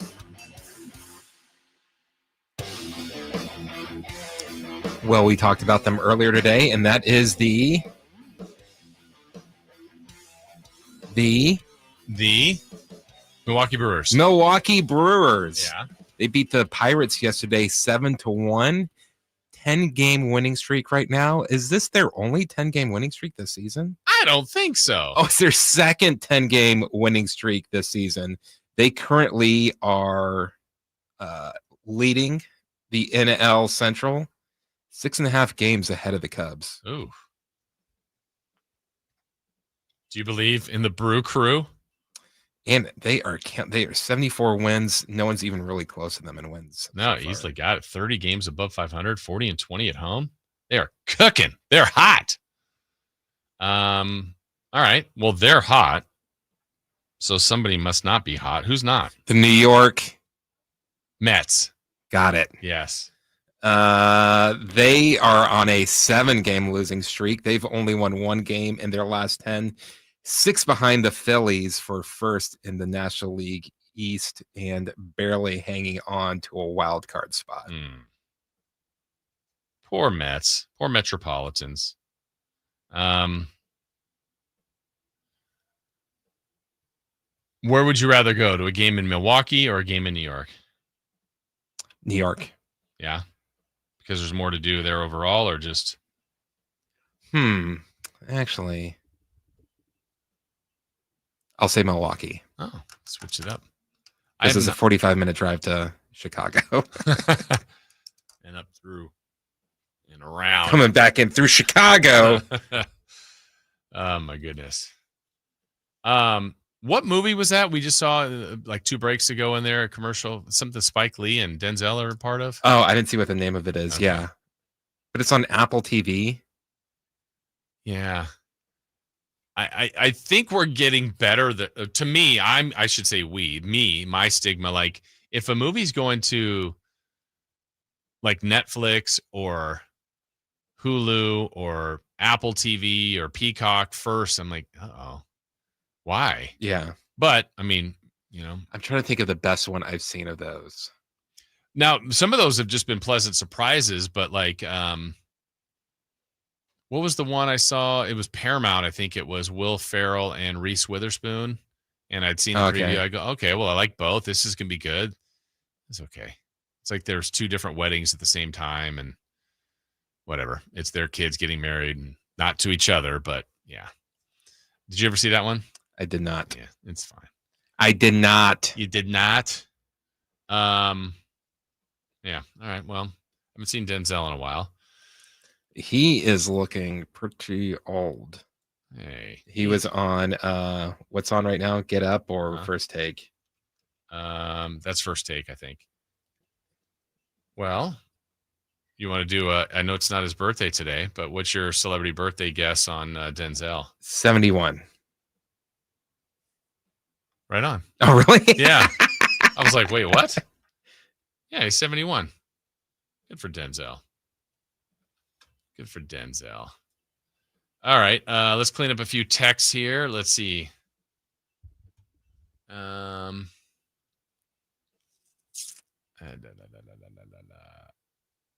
Okay. I love the 49ers, but we easily have a bottom 5 wide receiver room in the league. Not good. Our number 1 is injured and a number 2 when healthy. And is a number 2 when healthy. So we have no number 1 at all.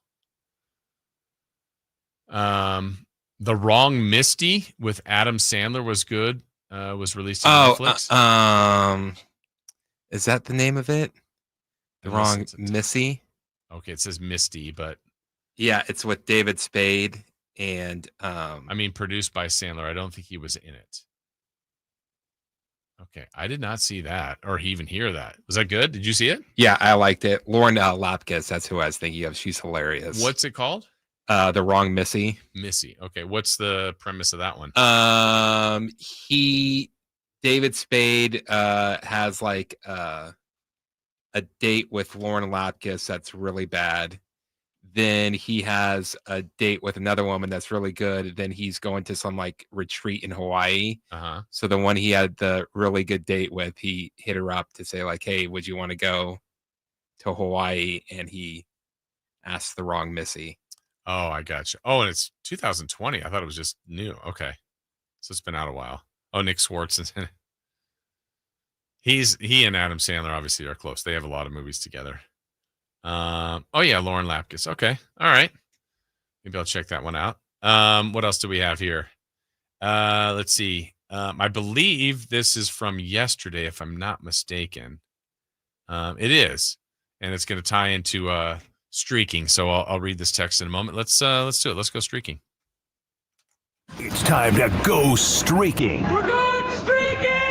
Who is the Nostradamus of MLB? Who can keep the streak going? It's time to go streaking. What the hell are you doing? Streaking. We're streaking. Kind of. We're streaking. Dave's at 2. I'm at 7. Chris is at 0. And we had a texter yesterday that was ripping streaking, just not a fan of streaking. And then I commented, all right, well, you want to make a pick?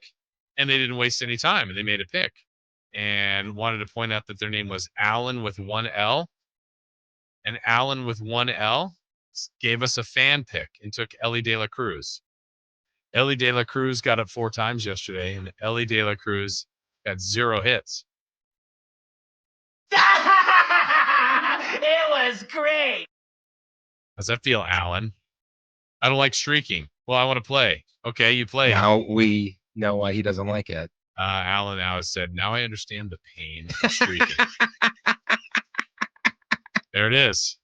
When you know, it's just like, oh, I haven't picked this person yet, and they're on a hot streak. There's no way I'm not going to go another round. Alan, because you did respond today, you know the pain of streaking, I will allow you to submit another one via the text line. I've got your number here. I'll know it'll be you. If you'd like to submit round 2 of streaking, feel free. Chris, I'm going to start with you because you were at 0. And when you're at 0, you go to Jackson Holiday, and that bothers people. I love it. What I am mad about is that I missed what was going on with Jackson Holiday. But let's find out. Jackson Holiday yesterday, how did he do?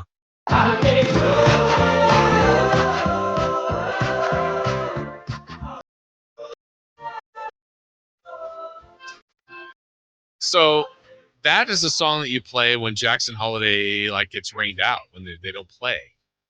Well, they didn't play yesterday. They didn't get rained out. They just didn't play. Yeah. Dipsy. Chris didn't Were see you on that. that one, Dip? Yeah. Chris didn't see that. I didn't see that. We don't have a song for that. Well, kind of, we do. So I can only guess what you're going to say today, but what are you picking? What do you think I'm going to guess? I think you're going to pick Jackson Holiday. Good job. Yeah.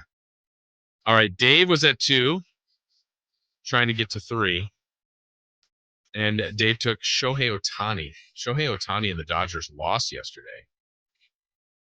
The Padres fell within just 1 game of the Dodgers. But Shohei Ohtani got up 3 times, and he hit a home run. So Dave is at 3. I was at 7, trying to get to 8. I took Riley Green of the Detroit Tigers, taking on the Chicago White Sox. Riley Green got up 4 times.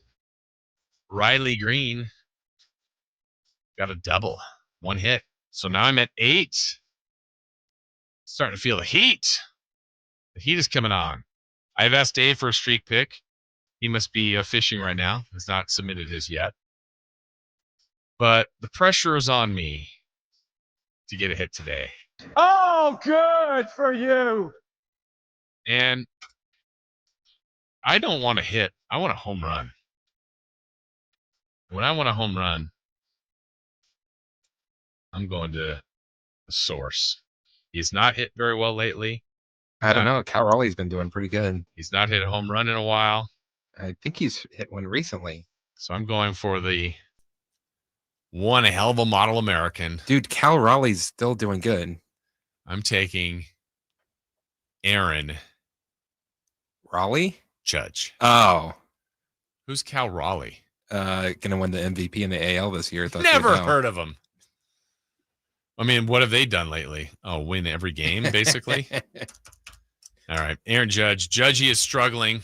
I want everyone to appreciate I was very quick on the Cal Raleigh bandwagon. You were. Not even the best player on their team, but you were. Okay. Alan is back. Is that him? Let me make sure. Yep. Jason on a hot streak. All right, let's keep it local. Give me Chapman. So texter Alan is getting a second chance at it. He's going with Matt Chapman. Sorry, Matt. Yeah, you're taking the worst offense in baseball. Mr. Mustache himself, Matt Chapman. All right, thank you, Alan, for participating. We do appreciate that. We'll get Dave's pick when he submits it. We'll let you know. All right, when we come back, final hour of the show. We got Crosstalk with Alan Stiles. We do have celebrity birthdays. We got What's on Deck, brought to you by Trex Decking and Railing. Easy for me to say. But when we come back, the 49ers, they're waiting on Brandon Aiyuk. We might have a closer timetable. Plus, football's almost here. Let's do our rankings. We're going to rank the top 10 receivers in the National Football League, something that's easy to debate and rip and shred apart my list. I'll give you my list when we come back here on Sacktown Sports. On the move? Got somewhere to be? Take Sacramento Kings basketball with you. The Sacktown Sports app will let you stay connected to your passion. Never miss a moment of Sacramento Kings basketball with the Sacktown Sports app. This is the story of the one.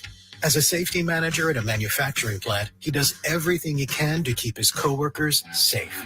From finding ways to reduce risks to keeping safety supplies in stock. And for that, he relies on Grainger. Grainger offers a broad range of quality products and next-day delivery, so he can always play it safe. Call 1-800-GRAINGER, click Grainger.com, or just stop by. Grainger, for the ones who get it done.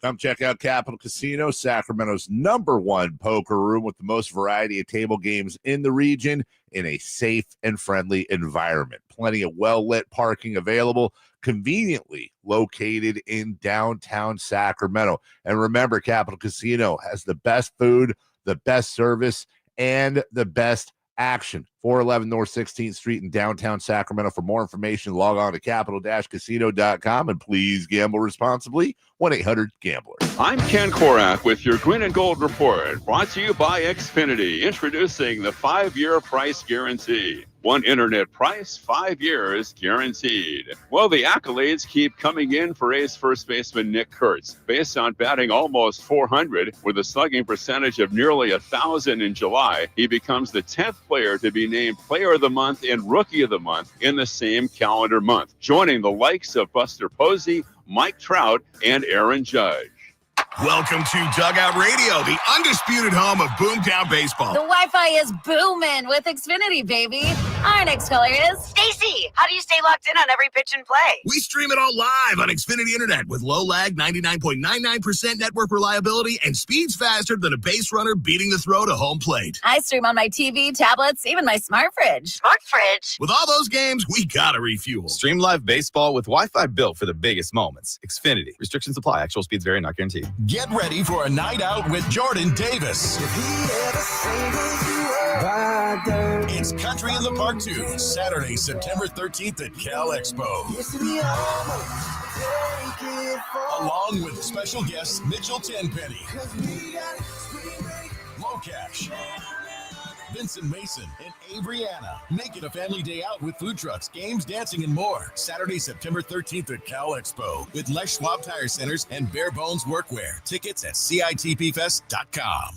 The Giant Summer Sale is here. Get giant savings on our Giant selection only at Folsom Lake Honda, your one-stop Honda shop. Looking to own or lease? Save during the Honda Summer Event and drive a brand new Accord or Civic. See all our specials at FolsomLakeHonda.com. As a family-owned and operated dealership since 2009, customer service is our number one priority. Our customers love doing business with us, and you will too. Folsom Lake Honda. Go to FolsomLakeHonda.com. Your one-stop Honda shop.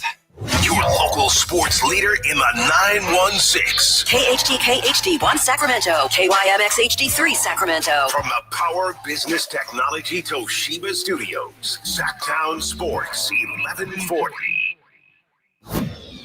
The Carmichael Dave Show. He's on the microphone when he's not on the microphone. He's playing a song, and when he's not playing a song, he's on the microphone. And then boom. With Jason Ross. No, he didn't. Yes, he did. Call or text at 916-339-1140. It's the Carmichael Dave Show with Jason Ross on Sacktown Sports.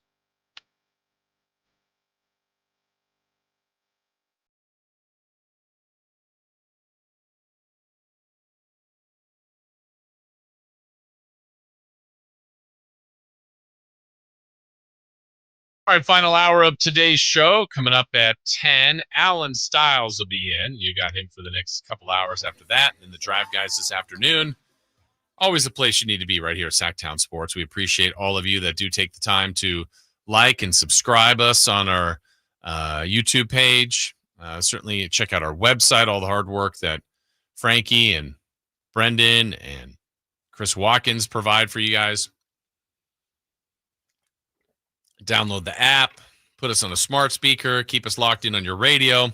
You can always find us, and we do appreciate those of you that make this a regular part of your routine. It really does mean a lot to us, and we thank you for making us this your home. And you always know how to reach us at 1-800-920-1140 or text line 916-339-1140. We are glad. It does mean a lot that you are here with us each and every day. Dave is off till next Tuesday. So you got me, you got Chris for the next hour here today and all the rest of the week. We're going to do a lot of football in the coming days too, while we wait and see the latest on the Kings. The schedule will be released on Thursday, constantly following baseball and other sports topics that go throughout the day. We will always have those. But while football is almost here, kind of spend the next couple of days kind of ranking a couple of different positions, and the skill players mainly are in this. Is kind of going to relate a little bit to fantasy football, but it's really more of how I view these players overall, like at the position. If you had all, like today, we're going to look at wide receivers here in a moment, and if we're looking at all the field of wide receivers, this would be my top 10. And why you do a list? Because lists are always something that people go, that's dumb, that's great, I agree, you're stupid, all that kind of stuff. So I'll tell you what my top 10 wide receivers are currently in the National Football League, and we'll see what you say about that, agree, disagree, or think otherwise here in moments. But kind of leading into that, let's start with some news regarding wide receivers and the San Francisco 49ers. Out of the shotgun, drops a couple of steps, going to take a deep shot to Brandon Aiyuk. It's deflected. Oh, he caught it! Caught! Aiyuk caught it out of the air. A flag is also down. Did Aiyuk score? He got touchdown on the 2-yard line. All right, well, that's Brandon Aiyuk, who we are waiting on for the 49ers to return. Had the injury last year, and yesterday Kyle Shanahan kind of alluded to that we're going to be looking at Aiyuk around Week 6. Around Week 6 return for Brandon Aiyuk, while the wide receiver injuries continue to mount for this team. So he has already been injured, obviously. Let's see. The 49ers yesterday practice without Aiyuk, obviously. Juwan Jennings, who's still that hold in, but had a calf injury. Jacob Cowing is out with a hamstring. Watkins was hurt as well. What's more is veteran Demarcus Robinson is still awaiting word from the league on a potential suspension after he pleaded no contest to a misdemeanor DOI charge in early July. So you've got that. Ricky Pearsall is currently the top pick from last year. Is the only wideout projected in the team's top 6 who's healthy enough to practice right now. And so you've got other people like veteran Russell Gage Jr., who they brought in, Junior Bergen, who I knew from University of Montana. It's going to primarily be their punt returner, but he can be a wide receiver. So challenges here for the 49ers to begin preseason play and certainly going into the beginning part of the year. When you look at their depth chart, that's a concern. Look, the 49ers' best receiver right now is probably still McCaffrey or Kittle, right? And that's okay. You can rely on those guys as talented weapons for Brock Purdy. But when everything is right, I don't know where the 49ers wide receiving core would rank amongst the NFL. I do not have Brandon Aiyuk in my top 10, nor Jennings, nor Pearsall, and I don't think anyone else would. I think Ayuk's good.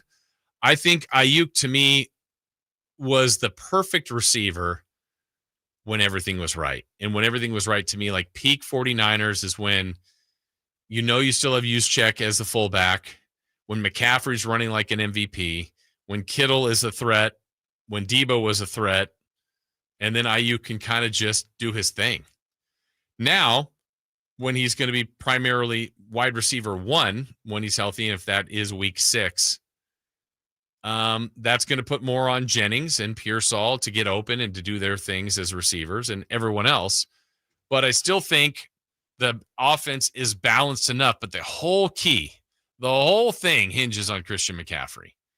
And like I said yesterday, when he's in the lineup, he produces. He just does. It's just a fact. Now, he'll have lesser games, like statistics, but he is not only a threat, he is a guy that does produce at a consistent rate for the 49ers. So if we go under the thought of what Kyle Shanahan said yesterday, that he doesn't expect Aiyuk to return until week 6, well, he would miss the first 2 road games, which would be at Seattle and at New Orleans. He would then miss the home opener against Arizona, the next week's home game against Jacksonville, a road game against Los Angeles. Those would be the 5 weeks. Now, part of the issue with that, for the Niners' sake, is we talked about how favorable the 49ers' schedule is. But 3 of those games that he would miss would be critical games in the NFC West. 2 of them being on the road at Seattle and at the Rams, and 1 of them being at home against Arizona. Now they'll get another matchup against all those teams. But the Niners' MO in their best run here in the last couple of years was they were really winning the division games and then getting enough other wins. And, if you win the division, you're going to get a home playoff game. But you've got to win a division that's pretty talented with the Rams and Seattle that's bothered you in the past. And certainly Arizona's been a nuisance to the Niners. So while the Niners wait on the health of their receivers, it is going to be imperative that the line stays healthy, that McCaffrey stays healthy, and that Purdy stays healthy. I guess, you could say that for a lot of teams, but we saw the Niners drop off dramatically with their injuries to their core players last year, the main veteran players. If McCaffrey misses time, if Kittle, if Trent Williams, these are the building block foundation veteran pieces that don't have a lot of time left, but still have enough time to be impactful this year. So get ready to be without Aiyuk for Seattle, New Orleans, Arizona, Jacksonville, and possibly the Rams. That week 5 game could be the hinge. Maybe he's back. Maybe he's back for week 6 against Tampa. Who knows? But that's going to be a tough one to go to work for the Niners without him. And just even the other injuries that they've been enduring so far, which that is the reality of football. Obviously, everybody keeps their eye on the quarterback. And I think for Brock Purdy this year, he is going to be looked at through a different lens. He's no longer he's still Mr. Irrelevant, but he's no longer playing under that contract. And so when you're not playing under that kind of contract and you've got the much bigger contract, which he's earned, but you're now going to be put in a spot where it's no longer that cute story. Now it's, hey, you're paid like a top 10, top 15 quarterback, and you got to play that way. And I think Brock Purdy will. I'm pretty confident in him. I think Kyle Shanahan believes in him. I think, you look at, and we'll do quarterbacks later this week as far as a ranking in the top 10. But when you look at the strengths of Brock Purdy, I think his pocket presence is really good. I think his reading of situations, his reaction time, his processing is very good. Arm is solid.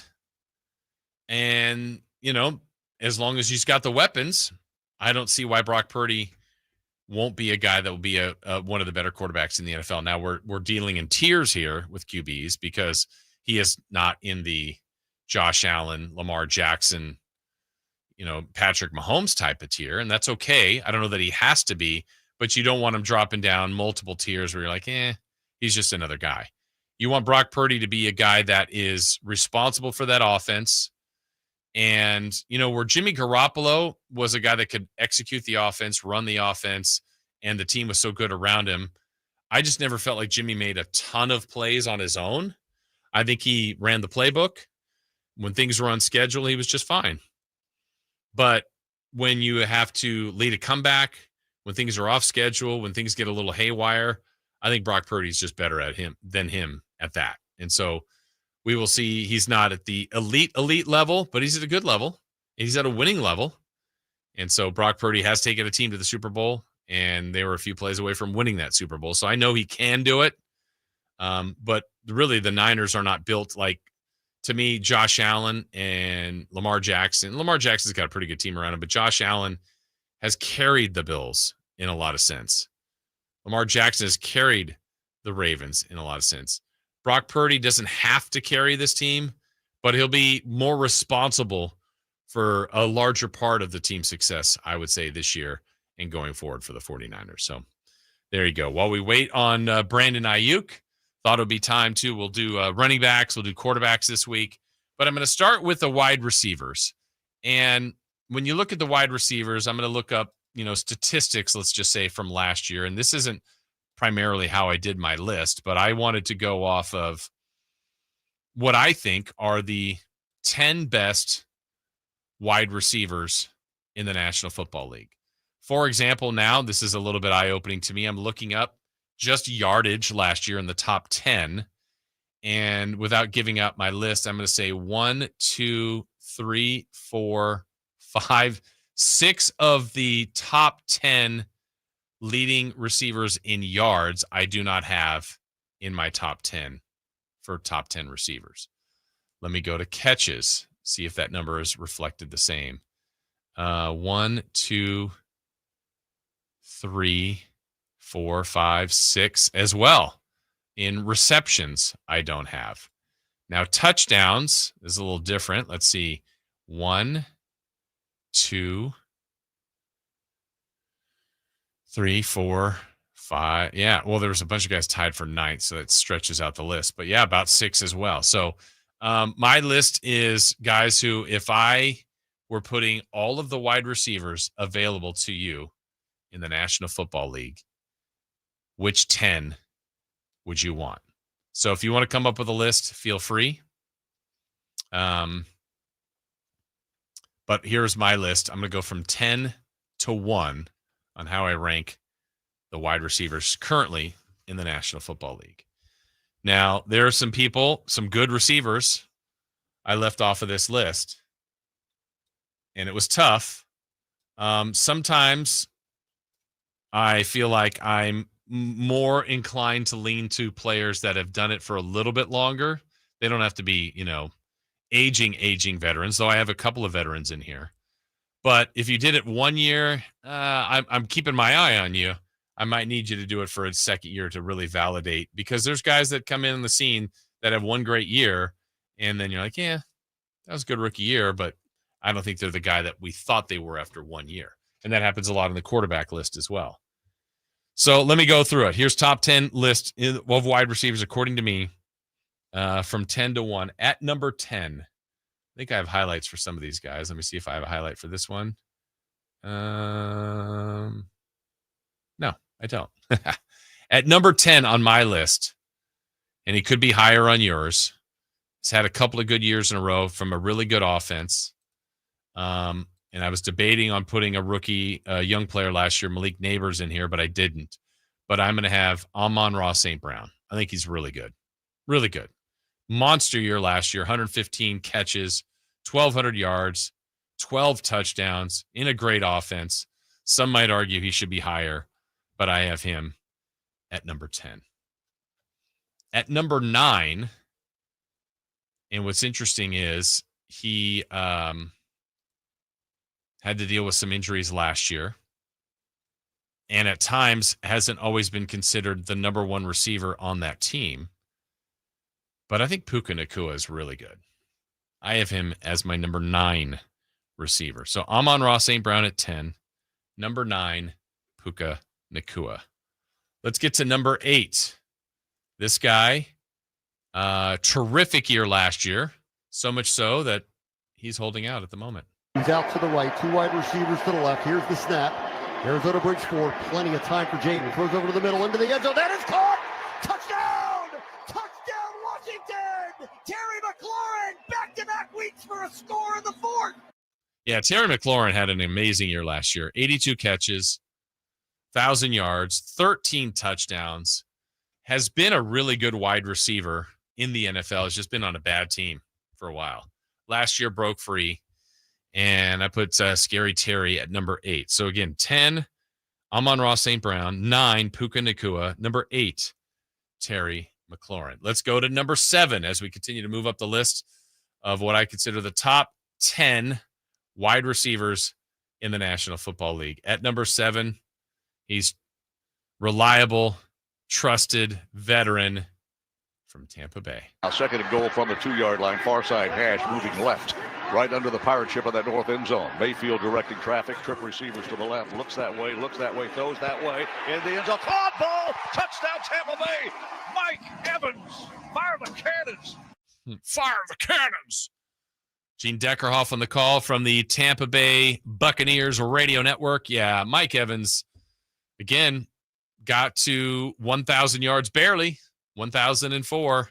Little less catches, and maybe he should be dwindling off my list, but I'm going to show respect to the veteran and put Mike Evans at number 7. Terry McLaurin is at 8. Puka Nacua at 9. Number 10, Amon-Ra St. Brown. All right, let's move up to number 6. This guy's usually in the top 5. It's going to be on a new team this year. It's been on multiple teams over the last couple of years, 2 of them last year. Former Raider, Davante Adams. 1st and goal on the Ravens' 1-yard line after Baltimore's 9th penalty. Minshew in the gun. He's got Zamir White to his right. Brings Mayer into the backfield. The handoff to Zamir. No, Minshew keeps it to the end zone for Adams. And it's caught. Touchdown Raiders. Minshew pulled it out of White's belly. And a quick throw to Davante in the back middle of the end zone. And the Raiders, with 3:54 to go in the game, are an extra point away from tying this game. There you go. I still think when you look at what Davante Adams can do as a route runner, as a reliable number 1 receiver, and he's had, Aaron Rodgers multiple times. He's had Minshew. He's had different people thrown to him, Aidan O'Connell, and now this year's going to have Matthew Stafford. I still think of him, and I'm looking at the field of all the wide receivers. I think Davante Adams is still that good, still that gifted. Last year, in 14 games, so played 3 less games than a lot of the leading receivers, 85 catches, over 1,000 yards, 8 touchdowns, and again, had that run from the Raiders to the Jets. And now he's going to be a member of the Los Angeles Rams. So there you go. I have him at number 6. Let's get to the top 5 receivers in the National Football League. And this one's been on multiple teams, but I think he's a stud. Hurts back. Hurts looks. Hurts is looking for A.J. Brown, who has it for a touchdown. That's what they do. These two, that's what they do. 22 yards for a touchdown. A.J. Brown, 7 touchdowns a year ago, over 1,000 yards, missed 4 games. Physical wide receiver, good speed, great hands, reliable. In the Eagles, I think his numbers are lower too because of the massive year that Saquon Barkley had. I just think A.J. Brown is one of those bigger, physical, just contested catch receivers that I just have always appreciated. So receivers, speed can blow you away. Great diving catches, or, like some of the great receivers we've seen over the year just make these highlight reel catches. I think A.J. Brown is physical, tough, and goes over the middle, goes to the outside. Just, I don't know, just a well-rounded wide receiver. I put him at number 5. At number 4 on my list of top 10 receivers, let's head to Dallas. Dallas 1st and 10 at its 30. And play action. Prescott back to throw deep to the right side. Lamb made a man miss and running down the sideline. And Lamb's on the horse, and Lamb's in the end zone. Touchdown, C.D. Lamb, 65 yards.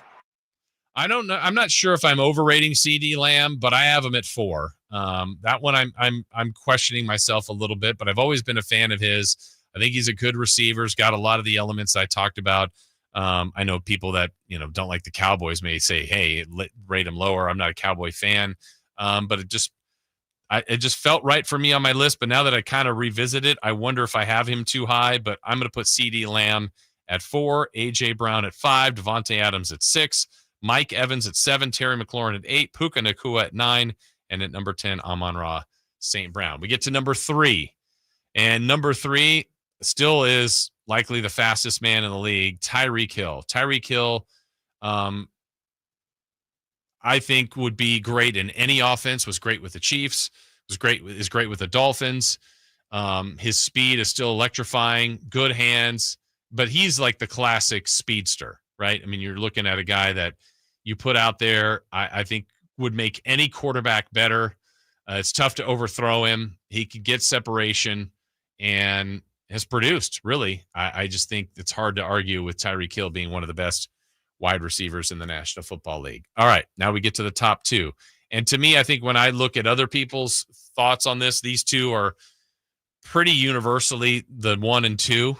And it was tough for me to decide between the two. But at number 2, this is the guy I'm picking second overall in my top 10 receivers in the NFL. Burrow in the gun on 3rd down and 3. The Bengals at their own 38.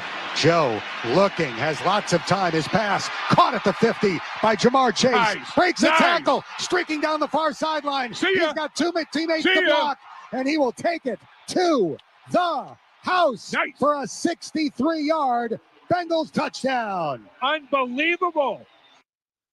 Jamar Chase had an unreal season a year ago. If you're looking at a lot of fantasy rankings going into this year and you get the number 1 pick, some people are saying select Jamar Chase. Joe Burrow is a dynamite QB. Jamar Chase is a great receiver.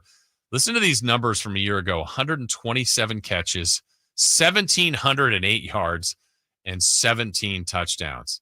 So he's getting you 100 yards a game, a touchdown a game. That's incredible. Jamar Chase, it's tough. Is he 2? Is he 1? I put him at number 2. I feel good about that. I've always been a fan of the guy I have at number 1. I think he's just so incredibly gifted. And here we go. Here's my number 1 receiver. Darnold out of the shotgun. Aaron Jones by his side. Brandon Powell in motion to the right. Now back to the left. Darnold takes the snap. 4-man rush. Looking left. Sam. He'll scamper out to the left. Eyes into the end zone. Throws. Touchdown! Darnold to Justin Jefferson.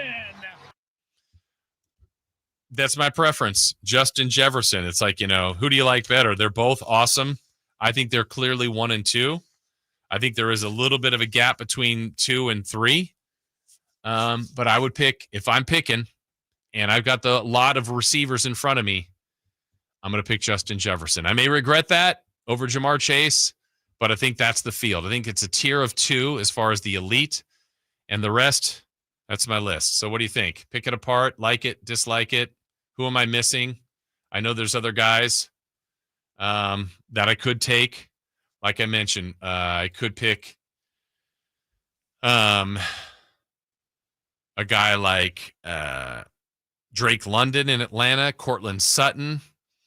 I'm a big fan of Marvin Harrison Jr. in Arizona. I think he's going to be dynamite. He may be in that list soon. Nico Collins from Houston. I mentioned Malik Neighbors. Garrett Wilson. And I've excluded tight ends. So, for some of you saying like, where's, Kelsey and Kittle and others. Yeah, I get it. If we just did receptions last year, the guys that didn't, Brock Bowers, but he's a tight end. I could have DJ Moore, Jerry Jeudy,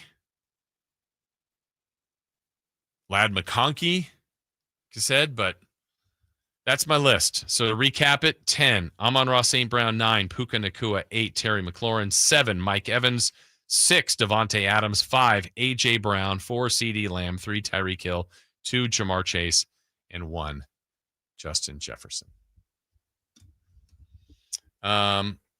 Text line. Tyreek over St. Brown. Yes, I did have Tyreek there. Evans was hurt even like 5 games. Okay. You better have some dogs in your top 7, Jason. I think I did. Are you considering QB in your rankings or who you'd start a team with? I guess it's who I'd start a team with. So I'm assuming you're going to have, you could assume you'd have any quarterback, the best or the worst. Which receiver would you want? And I think all these receivers are going to make your quarterback better, and vice versa. Quarterback can make them better.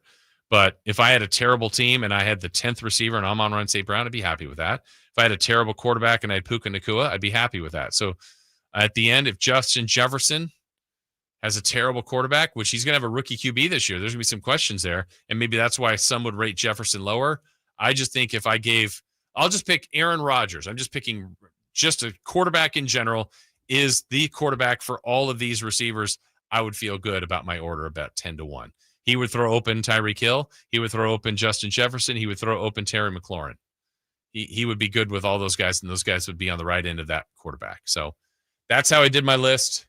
10-1. Number 1 on my list, Justin Jefferson. We'll get to running backs, tight ends, QBs, all that. Maybe we'll do tight ends tomorrow, running backs Thursday, quarterbacks on Friday. All right, still to come on the show, Crosstalk with Alan Stiles and celebrity birthdays. What's on Deck, brought to you by Trex Decking and Railing, is coming your way when we come back here on Sacktown Sports. Domantas Sabonis plays here. He finds Sabonis, put the frosting on the cake, put the cherry on the sundae. Sabonis with a two-hand flush makes it 114-106. Sacktown Sports is your proud home of the Sacramento Kings. Carmichael Dave here for my friends at American Energy Heating and Air. Yes, I always tell you they are a family-owned operation, been in business since 81, A-plus Better Business Bureau, but it is hot. We are in those Sacramento hot months. I want to focus on them being your second opinion partner. What does that mean? Maybe you've got somebody you're working with or you've worked with in the past in the HVAC world. Guess what? They want to give you a second opinion. How much does it cost? Nothing. You call them up and say, hey, can I get a second opinion on this deal? They come out and they either say, wow, that's a great deal, you should feel better about that. Or they say, we can beat that price. And usually they're going to beat it by a lot. Guess what? You just saved money and it didn't cost you anything to find out. It's a no-lose situation. Go with a trusted company. American Energy, 916-520-9990. That's 916-520-9990 or AmericanEnergyAir.com. Jingle singers, take it away. Call 916-520-9990 now. You waited a lifetime for this moment. Now it's time to celebrate. The official collection. The Oklahoma City Thunder, NBA champions.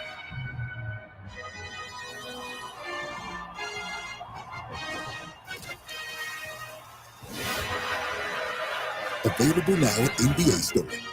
A Fanatics experience. Hi, this is Greg Papa. Disasters hit every day. If your home, business, or building has suffered from any disaster, SunPoint Public Adjusters can help. SunPoint prepares, presents, and negotiates your claim with the insurance company, working only for you, making sure you get everything you're entitled to and letting your focus be on what's most important, your family or your business. Call SunPoint today at 888-247-7865 or contact us at sunpoint.us. SunPoint Public Adjusters, the gold standard in public adjusting. License number 2N14884. Bing Maloney Golf Course is 27 holes of high-flying public fun, and Bing Maloney's a classic design for golfers of all abilities. Bing Maloney's lighted driving range is a great place to learn and practice this summer under the covered hitting stations. The range also offers a practice putting green and outdoor furniture to relax with friends. Enjoy tasty beverages or comfort food from Maloney's Grill. The Association of Golf Merchandisers has named Bing Maloney a top 100 golf shop. For tee times, visit bingmaloney.com. It's Sacramento Golf's Great Value Course. You drove the miles and your tires are done. Got to shop the best prices under the sun at Big O. Big O Tires. Shop top brand tires with the lowest tire price guarantee and visit your locally owned Big O Tires. Now through September 1st, get $80 to $120 instant savings on 4 select in-stock Cooper, Nexen, Nitto, or Sumitomo brand tires with installation purchase. Installation required. Disposal fees and shop fees extra where permitted. See store for pricing. Eligibility may vary. Not valid with other offers.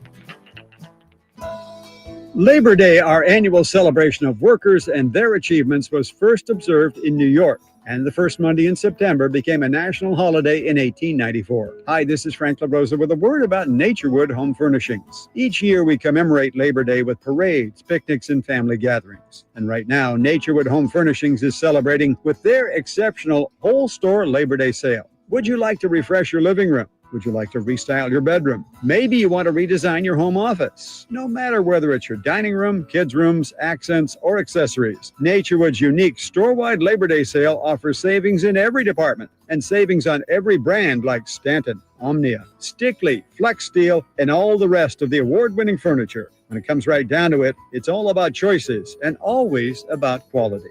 Visit Naturewood Home Furnishings right now for this remarkable Labor Day sale. Off Highway 50 at Hazel, look for the water wheel.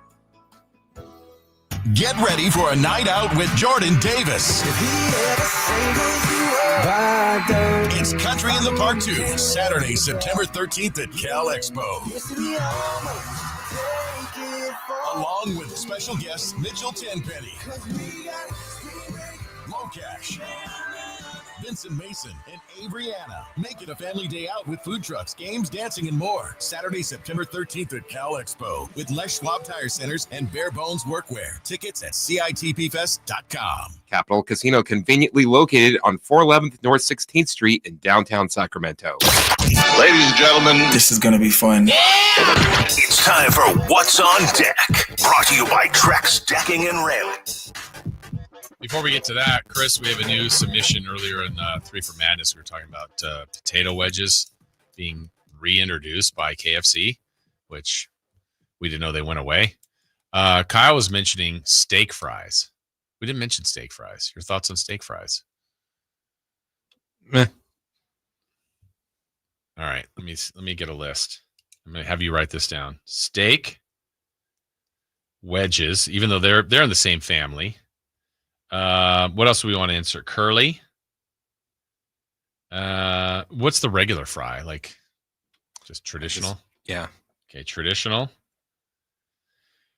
What else can we submit? Shoestring. So we have steak, wedges, curly, traditional, shoestring. I know I'm missing something. Crinkle cut. Anything else? Steak, wedges, curly, traditional, shoestring. Do you want to do waffle? Oh, waffle. Yeah, thank you. Do you count, or is this now changing the yeah, I think it's changing it. Because I think it was years ago, I remember Arby's had, it was almost like potato cakes, but they were like, it's like hash browns. So that's we just changed the game now, right? That's not a fry. All right. So steak, wedges, curly, traditional. I'm going to put in sweet potato because I know you're going to rank them last. Anything else we're missing? Probably is. Steak, wedge fry, curly fry, traditional fry, shoestring, crinkle cut, waffle, potato. So that's 1, 2, 3, 4, 5, 6, 7, 8. I'm going to do a ranking of my 1 to 8. I want to see what yours are, Chris. Gosh. I think done. 8. Oh, you're already done? Okay, hang on. Let me say. I know where your 1's going to be. I'm going to go 1, 2, 3, 4, 5, 6. Man. Okay. All right. You got your 1 through 8? I do. I've got my 1 through 8. Let's start from 8 to 1. 8, you have sweet potato. We agree. I have sweet potato. Number 7. Wedges. Oh, okay. You're 7. I put shoestring at number 7. Oh. 6. Steak. Okay. I put waffle at 6. Let me see. You put steak there. Okay. Number 5. Crinkle. I have wedges. Number 4. Shoestring. I put steak. Number 3? Waffle. I put curly. Number 2? Traditional. Okay, I put crinkle cut. And number 1? Curly. Curly. I have traditional. Okay.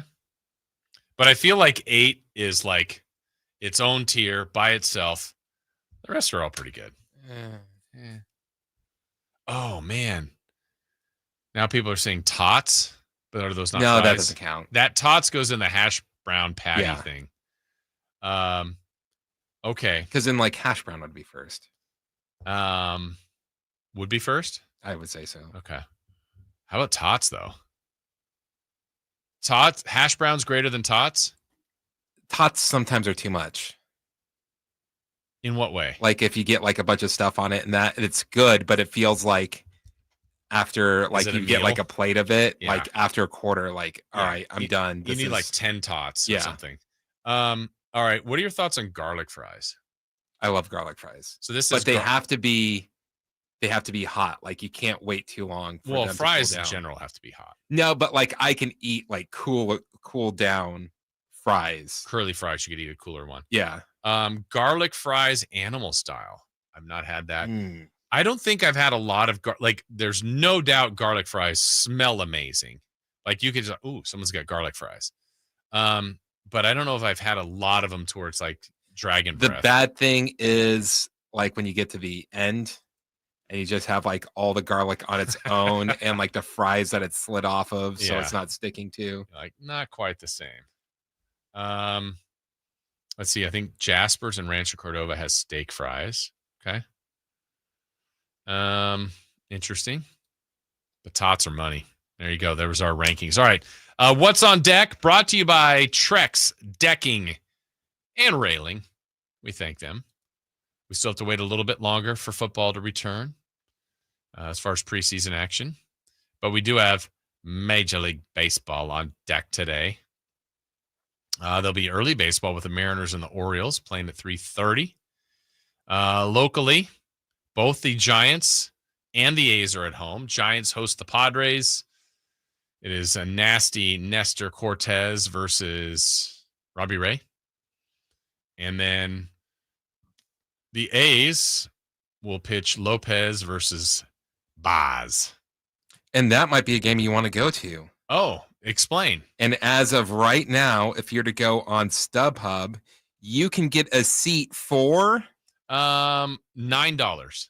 Oh, close. $11. $11. But let's say you want to go. I want a good ticket, Chris. Like right behind home plate. Yeah, I want to feel like I'm a part of the game. Let's say section 113, Let's say it. row 19, seats 14 and 15. Okay, so that's middle of the lower level at Sutter Health Park, right behind home plate. This is going to be a good ticket. How much? $28. Wow. If I'm not mistaken, at the beginning of the game, I think that spot will be in the sun, but not for long. It wasn't as hot yesterday. It was funny as yesterday was still warm. I don't know how hot yesterday was, 90 something. But man, did it feel different than the day before, the 2 days before. It's like, hey, it's comfortable. It's like, man, we're comfortable now at 95. Yikes. Yeah, Rays and A's tonight, Sutter Health Park. Oracle Park, you got Padres and Giants. Let's see what else. The Brewers go for 11 in a row. Ooh, this will be a test tonight. Brewers play the Pirates. Pirates aren't any good, 51-69. But they face Paul Skeens with a 7-8 record with a 1.94 ERA. I think it's possible that Paul Skeens is underrated. And people talk about him being baseball's best pitcher, but I still think he's underrated. What else of note today? Cubs and Blue Jays, a ton of offense should be expected in that one in Toronto, Rogers Center. The Yankees take on the Twins, Phillies and Reds. Braves and Mets. I thought the Braves would be better this year. Disappointing team. Nationals, Royals, Rockies, Cardinals, D-backs, Rangers, Red Sox, and Astros. And then the Dodgers, Angels tonight. All right. Those are your games. That's what's on deck. Brought to you by Trex Decking and Railing. A's after this homestand, after this. Oh, my God. What? What do you see? So, you know those seats that I told you that were $28? Yeah. So I'm like, okay, well, Because remember, we had someone say like, "Oh, I just went on the A's website and spent a lot more and than got they tickets." needed to. So for those, so it was row 113, row 19. For section 113, row 19, yeah. So this is row 113, row 16. Okay. How much do you think those tickets are? So 3 back of that? 3 in front of. Well, 3 in front of. And the others were what, 28, you said? Yes.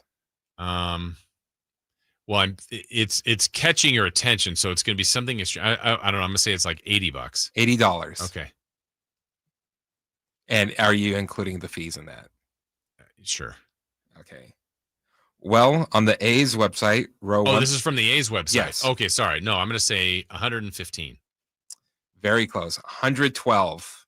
Wow. With $12.20 in fees. Yeah. So that is, just doing a quick math, that's almost $100 more than the tickets you'll get on StubHub. So I don't know. I don't buy a lot of tickets, but I don't know that. Is this common, Chris? The team website is that much more than secondhand? No. Right?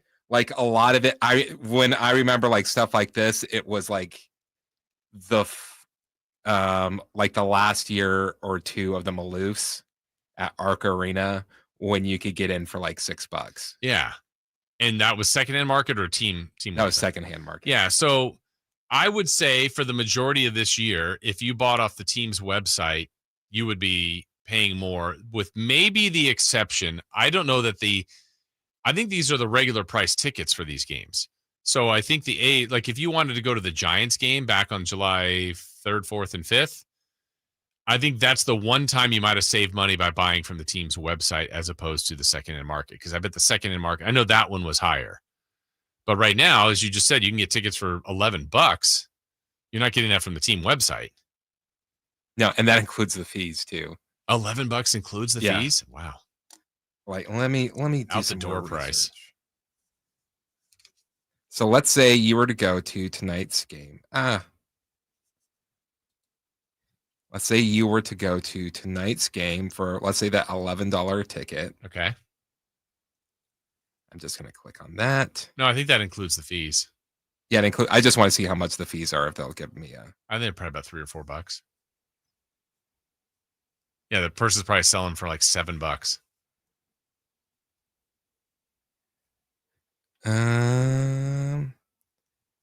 Fees are $4 a ticket, so they're selling for $6. Yeah. So what's that extra dollar for? No, they're selling for $7. Huh? No, it says here that they're selling for $6. The fees are $4. Why is it 11? Yeah. I want mine for 10 or no deal. Wow. Demand for this event is high. Is that what it says? Yeah. At that price, it is. Yeah. Well, I would suggest this as always. If you ever want to go to an event, do some comparison shopping.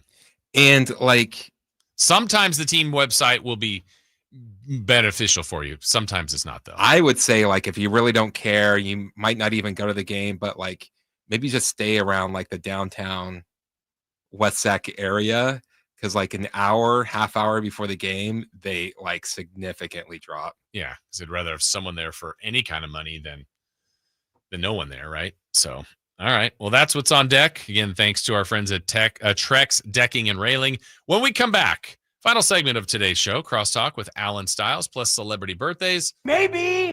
That's next. On the move? Got somewhere to be? Take Sacramento Kings basketball with you. The Sacktown Sports app will let you stay connected to your passion. Never miss a moment of Sacramento Kings basketball with the Sacktown Sports app. Hey, it's Carmichael Dave. I got to tell you, I am so excited to get this decking project started with Trex Decking and Railings. From the first time I stepped foot in the showroom last week, I was so impressed. So many color options, heat-resistant composite deck. What does that mean? That means I don't have to do any maintenance on it whatsoever. They even have a deck designer, so you can go online and see what your dream deck will look like on your house. Just visit Trex, that's TREX.com to get it started. Tell them Carmichael Dave sent you. Hey, it's Alan Stiles. Have an injury? Call downtown. DTLA Law Group, an injury law firm, has many happy clients in Sacramento and the surrounding areas who have called downtown. Get paid for your injuries from slip and falls or auto accidents. One of their most recent settlements was $1.5 million for a motorcycle accident. Have you had an auto accident? Call downtown. Text injury help to 40222. That's injury help to 40222. And visit them at calldowntown.com. Text charges may apply. If you're 55 or older and into that whole saving money thing, T-Mobile has an exclusive phone and internet bundle just for you. Right now, get 2 unlimited phone lines plus 5G home internet for just $30 each per month with autopay, plus taxes and fees. And with 5G home internet, setup is easy with just one cord and no technician needed, which is great if you're also into that whole keeping it simple thing. Switch now and experience the best mobile network in the U.S. Visit your local store to start saving. T-Mobile, it's better over here.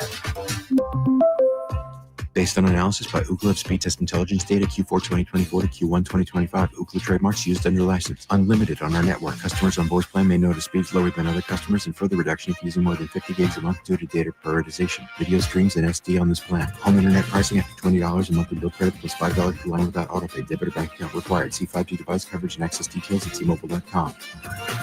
Are you having trouble hearing? Hearing loss can devastate the quality of your life. Now, there's an affordable fix for you or your loved one. Rated the best hearing aids of 2025 by Forbes Health, Audion Hearing has the highest quality hearing aids at the lowest prices, starting at just $98 a pair. I actually like them better than my old $5,000 hearing aid. I could not believe how my hearing and life changed. Join over 1 million happy customers by going to audionhearing.com. That's AUDIEN hearing.com. This is the story of the one. As a safety manager at a manufacturing plant, he does everything he can to keep his coworkers safe. From finding ways to reduce risks to keeping safety supplies in stock. And for that, he relies on Grainger. Grainger offers a broad range of quality products in next-day delivery, so he can always play it safe. Call 1-800-GRAINGER, click Grainger.com, or just stop by. Grainger, for the ones who get it done. Hi, I'm Frank LaRosa with Golf to Go. I love spending a day on the golf course with invited friends, but not with uninvited mosquitoes, which can carry serious diseases like West Nile virus. Don't let mosquito bites ruin your round or your health. Stay safe while playing golf, hiking, or enjoying the outdoors with family. Defend yourself with insect repellent. For tips about your golf game, listen for Golf to Go. But for more tips on protecting yourself and your home from mosquitoes, visit fightthebite.net. Get ready for a night out with Jordan Davis. It's Country in the Park 2, Saturday, September 13th at Cal Expo. Along with special guests Mitchell Tenpenny, Mocash, Vincent Mason, and Abriana. Make it a family day out with food trucks, games, dancing, and more. Saturday, September 13th at Cal Expo with Les Schwab Tire Centers and Bare Bones Workwear. Tickets at CITPFest.com. The Giant Summer Sale is here. Get giant savings on our giant selection only at Folsom Lake Honda, your one-stop Honda shop. Looking to own or lease? Save during the Honda Summer Event and drive a brand new Accord or Civic. See all our specials at FolsomLakeHonda.com. As a family-owned and operated dealership since 2009, customer service is our number one priority. Our customers love doing business with us, and you will too. Folsom Lake Honda. Go to FolsomLakeHonda.com. Your one-stop Honda shop. It's time for the news of the day. The latest headlines, the biggest stories, hard-hitting analysis. Yeah, this is none of those things. And now, here's Carmichael Dave and Jason Ross.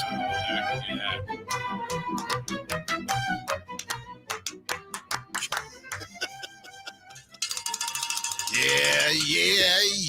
What's up, Alan? Hanging out. Yeah? Yeah. Been golfing lately? No.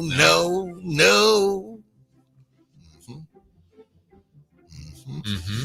How about fishing? Dave went fishing for his birthday. No, I think it's expired. You're fishing. I think I only got the 1 year. It's fine. I want to save $10. I think they're very expensive, though, are they? No, I'm just going to head back to unnamed sports shop. And get your fishing license. Get the license. You get it online. Yeah. I like going in, Gallons of the people. I like losing the little paper and having to take a picture of it and hoping that they leave you alone. What do you got coming up today on the show? Man, oh man. we talked a little bit about the A's on Friday, and it was a fun conversation because a lot of people do care about them, but it's kind of confusing in that way. Eric Martins is going to join us as he always does every Tuesday. So that's at 11 o'clock. But then later in the show, Brent Rooker spoke on the sell the team stuff. It's now expanded to, it is reported that 12 teams have at some point had fans do the sell the team chant. So the A's kind of started that when they were in Oakland. So we're going to talk about that later in the show. But to kick off the show, we're not messing around, Jason. We like to call it a Top of TO Tuesday. Is there a player on this Kings team that if you are truly going to go all in, is it worth seeing what he is worth on the market? And you're not going to like who this person is. Got a hunch. Okay. Wait, when you're saying if you're going all in, meaning like you're going for it? Yesterday, we had a conversation about tanking, not tanking, and I said the problem is the Kings are kind of caught in the middle right now. Right. So I think you could move this person and accelerate where you're at, or you could move this person and kind of dig into the tanking aspect of it. So it could go either way. With the same person? With the same person, oh, wow. I believe. Okay. Yes, with the same person, I believe. I think you're right, I think it is. Yeah, it's a younger statesman, yeah. You know what I mean? But you start to wonder, all right, who is he going to be, right? And with that being said, is it worth just seeing what's out there? Yeah. That's it. Okay.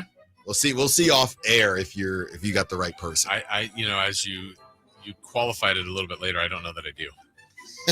So we'll find out though. That's right. We'll find out. That's at 10:30, by the way. 10:30 coming your way, and Eric Martins is at what, 11? 11 o'clock.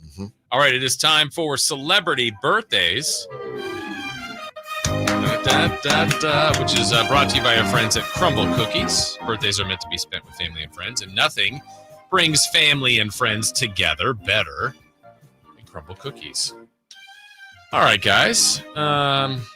Let's start with Baby Got Back, Sir Mix-a-Lot. No clue.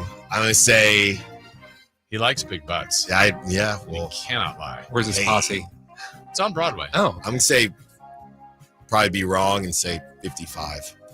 63. Chris is closer. Sir Mix-a-Lot is 62. I thought you were going higher. Chris, this became you and I became a fan of hers last year during the Olympics. From Team USA Rugby, Alana Marr, just trucking people all year last year in the Olympics. Did she win that award at the ESPYs? I think so. Okay. What award? I don't know, but I think she won. It's the ESPYs. It's, everybody wins. Exactly. Participating and showing up on the red carpet. It's always by fours. Yeah. Oh no. She 30? 30. 26. Alan's closer, 29. Oh. Happy birthday to Casey Affleck. Ugh.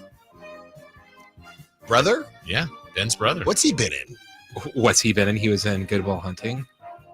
He was in Jerry. Something he was in American Pie, American Pie 2, something American from Wedding. Okay. He was in SNL. Manchester by the Dunkin' Sea. Donuts commercial. He was in Ocean's 11, Ocean's 12, Ocean's 13. I don't know who this person is. You know who Casey I Affleck must know is? him by face. But what are we doing with that anyway, right? We just assume, two brothers can act, or is he just act? I just gave you like all the movies he's been in. Yeah, but is this a package deal?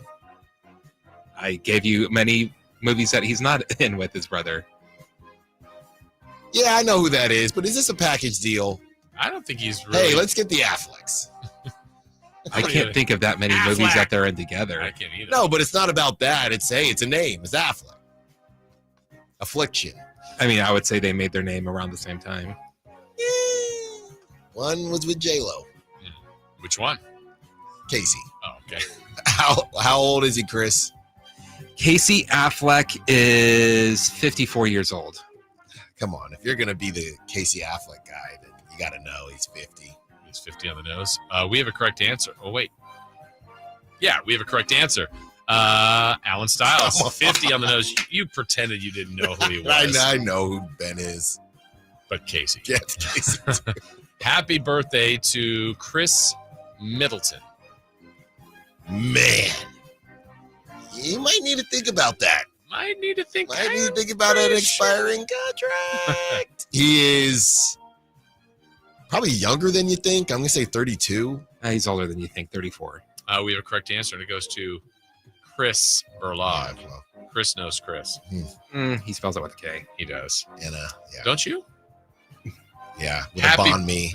Happy birthday to former King, and he was really kind of a bust when he was here, Dwayne Dedman. Man, these always, You know what they say. I don't. He went to USC. I never know. 41. 46. Alan's closer. He's only 36. Ooh. Get back out there. That's what I said. I said 36. Happy birthday to former Celtic legend. I'm going to give him legend, Antoine Walker.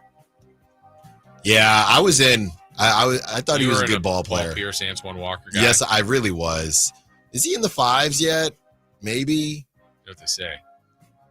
I'm going to say 52. 48. Chris is closer. 49th birthday today. And last but not least, he's a college football coach, but known mostly for his rant. I'm a man. I'm 40. Okay, well. But how old is he now? How long ago was that rant of Mike Gundy?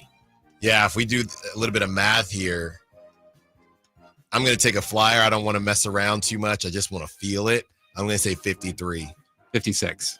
56. That rant was 18. Oh, my goodness. Mike Gundy is 58. Wow. I remember that rant very well. Wow. By the way, Chris, did you see, I think it was yesterday, that it was the anniversary of when Henry Rowan Gardner, when they won the World Series. Of that? Wait, when did it was like movie? A newspaper clipping in the movie. Okay. And it was August 11th. It was impossible for that to have happened because it would have been on celebrity birthdays. It wasn't. Well, no, that wasn't the release of Rookie of the Year. No, it wasn't the release. It was in the movie. So they won the World Series is in August? They won something. I don't know, guys. All right. I don't get it. Something tells me you read this wrong. Probably. Is that your favorite baseball character? Henry? No, probably Rex Pennebaker from Mr. 3000. Mine would be Billy Haywood from Little Big League. And obviously, we're not talking Sandlot here. I thought you liked Steve Nebraska. You like Steve Nebraska? Yeah. And Not Sandlot? my favorite. Who's your favorite Sandlot character? Benny. Yeah, Benny. But then he played for the Smurfs, so. Didn't he? What's his full name? Benny the Jet Rodriguez. No. What's his middle name? I don't know. Benjamin Franklin Rodriguez. And you're a fan of the Sandlot. Way to kill the vibe, Chris. We're squints. Yeah. All right. Give me a break. He also played hockey. He was, can't remember his name. And yeah, he was. But he was Cuban in that movie. But he couldn't stop. He couldn't stop. Casey Affleck was in that. No. He was in Race to the Sun with Halle Berry and who's the brother of the SNL guy that died? Farley? No. Belushi? Jim Belushi. Are we still talking about Affleck? Yeah. I don't know. That's one to grow on for all of you. That's it for us. Coming up next, Alan Stiles right here on Sacktown Sports. The Drive Guys. And Eliza Dushku.